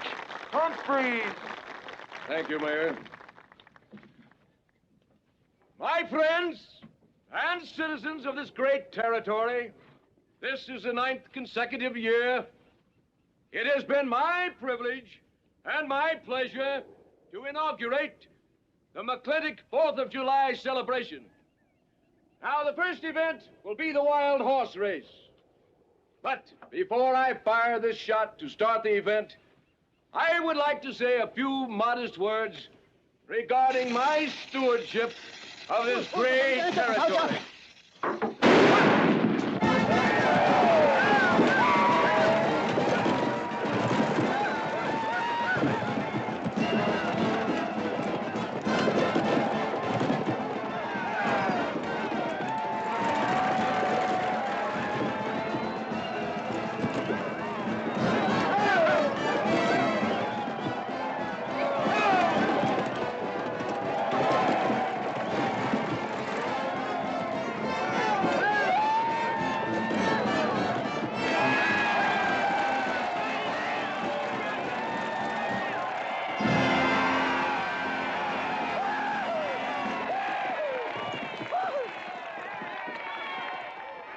Professor Birnbaum.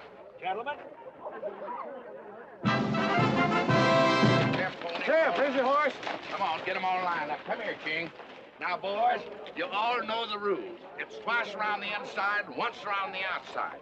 First cowboy that hits that finish line without busting that egg is the winner. And I caution you boys about some of them eggs, because some of them eggs are last year's holdovers. All right, mount up.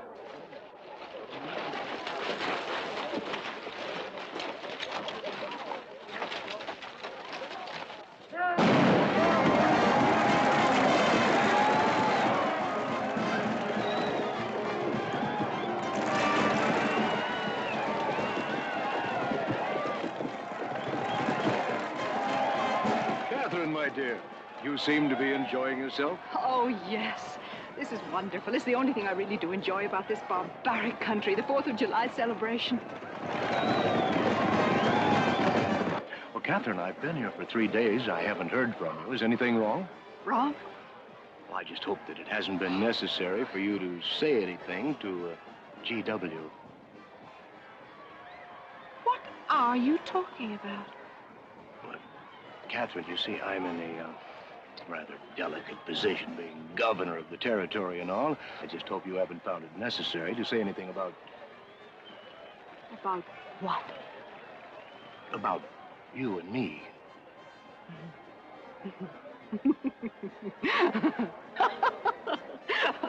Why, you pompous windbag. Do you think that you're the only man who's ever tried to play patty fingers with me, who's ever tried to lure me into the moonlight? Well, no, but I... Well, I'm a big girl, and I can take care of myself. My husband knows it. I can assure you, Governor, that your reputation is untarnished. Now, get out of my way.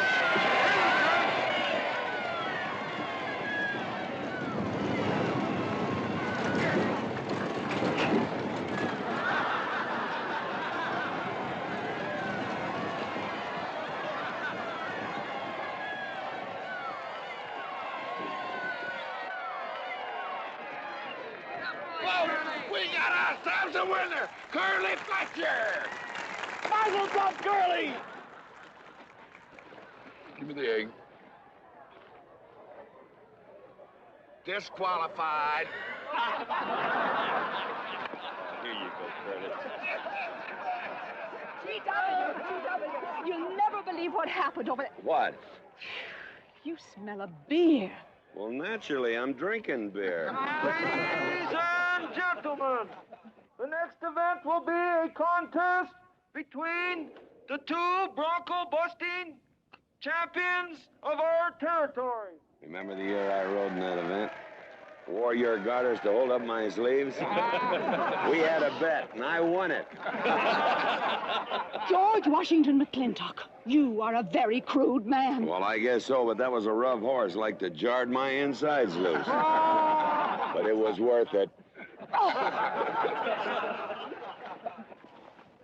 3 beers.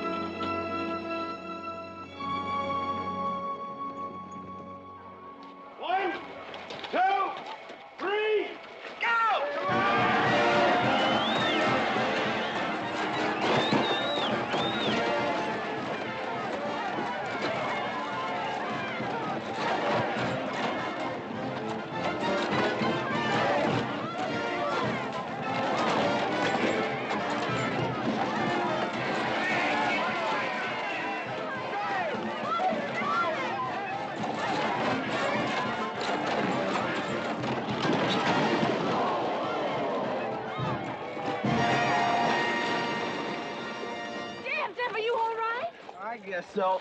Nothing busted but my pride. Well, that ought to even things up, farmer. For what? Well, that sore nose you gave me the other day. Well, that ain't what's sore on him.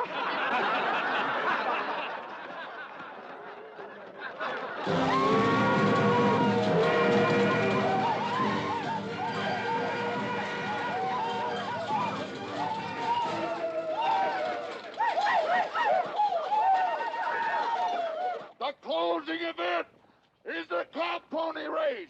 The finish line is at the barbecue. So start meandering. Come on. Now what is that, false courage? Why, you know a Douglas doesn't ever use a thing like that. I want you to get on that horse, get out in front, and stay out in front. I'll be out front, Dad. All the way. Good boy. Now remember, stay out in front. That Agamemnon's a good horse.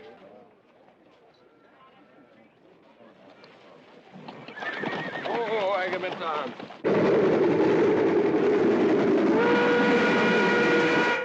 11:40 and she's on time. Oh, boy.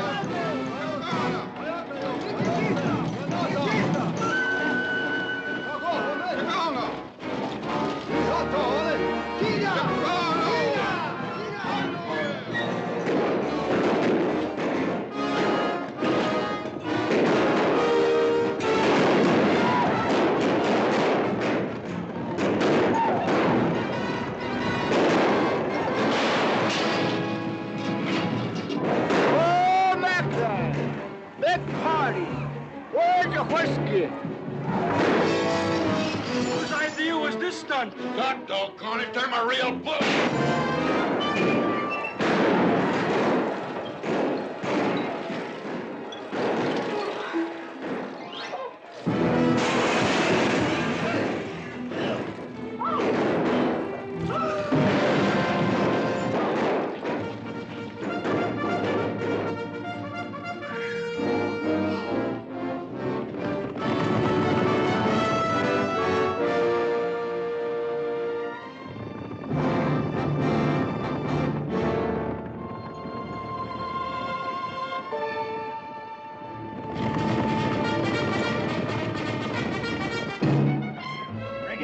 Excitement you'd want for one 4th of July, eh? Puma finally got his way, but I reckon he's riding out his last war party.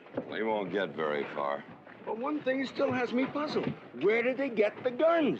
I was wondering the same thing. My kidney's been bothering me. Bunny? GW.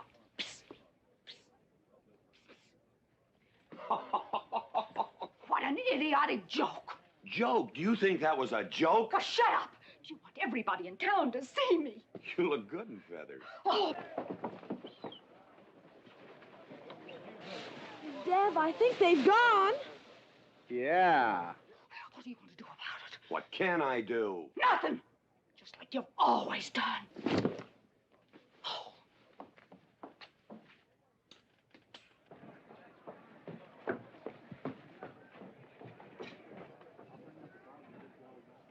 How long, GW? How long what? Catherine. She's been riding herd on you for 2 years now. I'm a peaceable man. But my father used to say, you raise your voice, it doesn't do any good. It's time to raise your hand. Well, I've been planning to do something about it.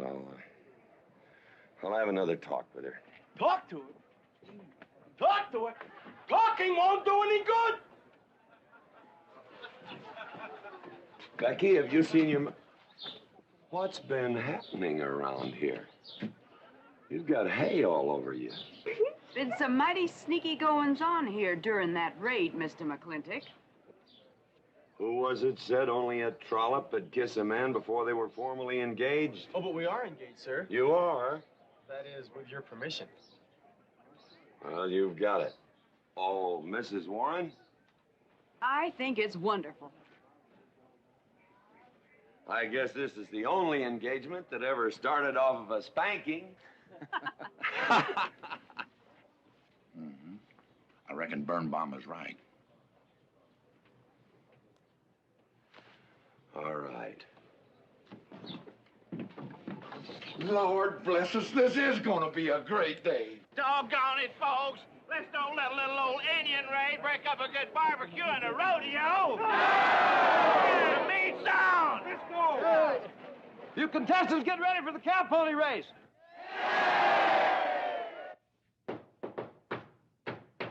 Who is it?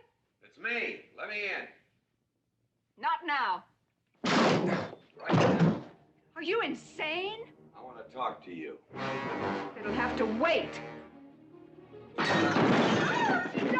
I've taken all I'm going to take from you. You are insane! You are going to tell me why you packed up, picked up, and walked out on me. 2 years ago, you remember, you came home from Denver with lipstick all over your...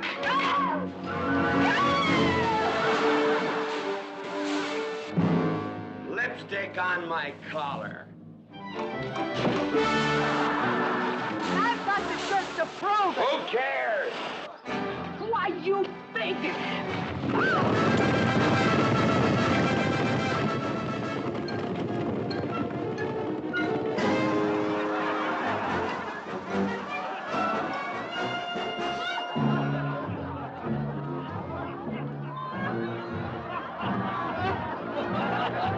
Catherine!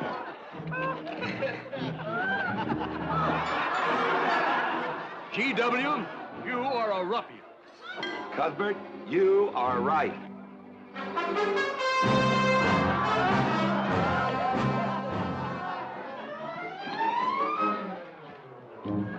Well, what kind of a family is that? The best! And dangerous, son. Who won the race? Who cares, Ingrid? History's being made.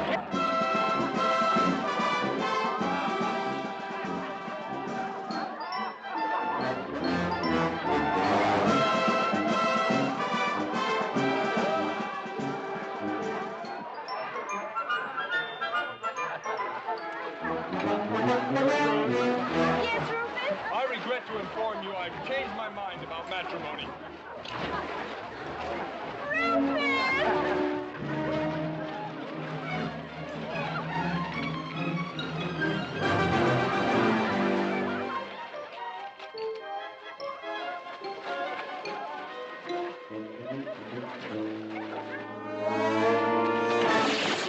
Hey, Mrs. McLintock!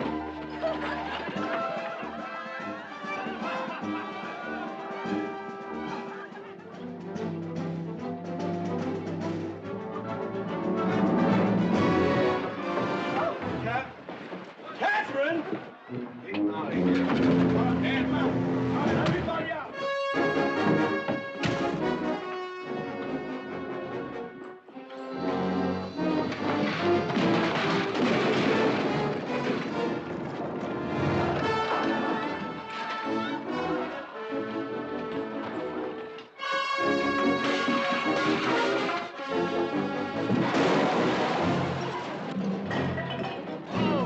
Looks like GW's buying out the whole store. I'm afraid you're right.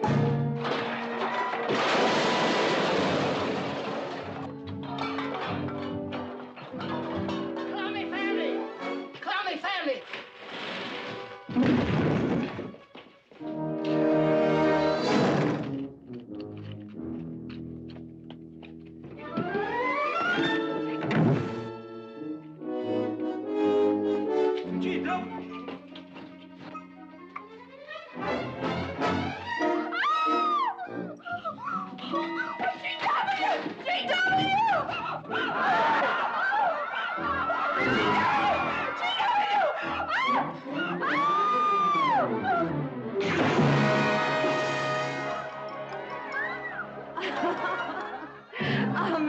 McLintock, you're all wet. Am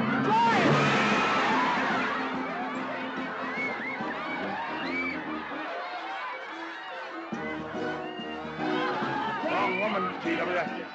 Oh, pardon me.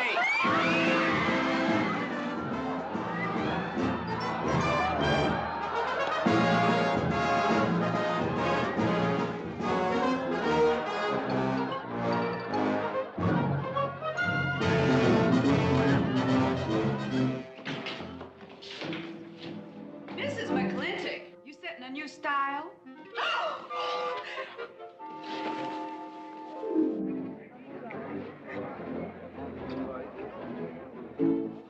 Shh.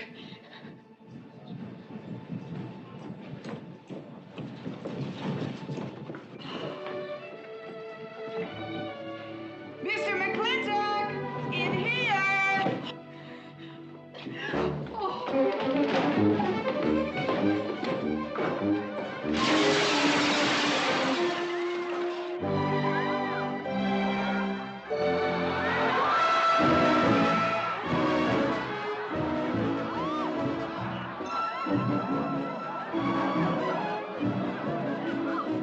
If I ever get through this humiliation, you'll rue the day you ever met me. Oh, belly aching, fight all you want. It won't do you any good. You've been digging those burrs into me for 2 years. Now you're going to get your comeuppance.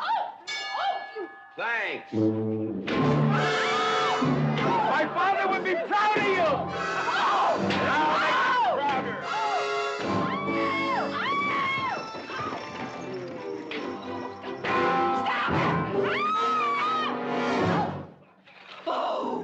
Keep it. You may need it. Now get your divorce. Home. Don't spare the horse. Home, you heard me. Don't think you're going to get rid of me that easy. Yeah.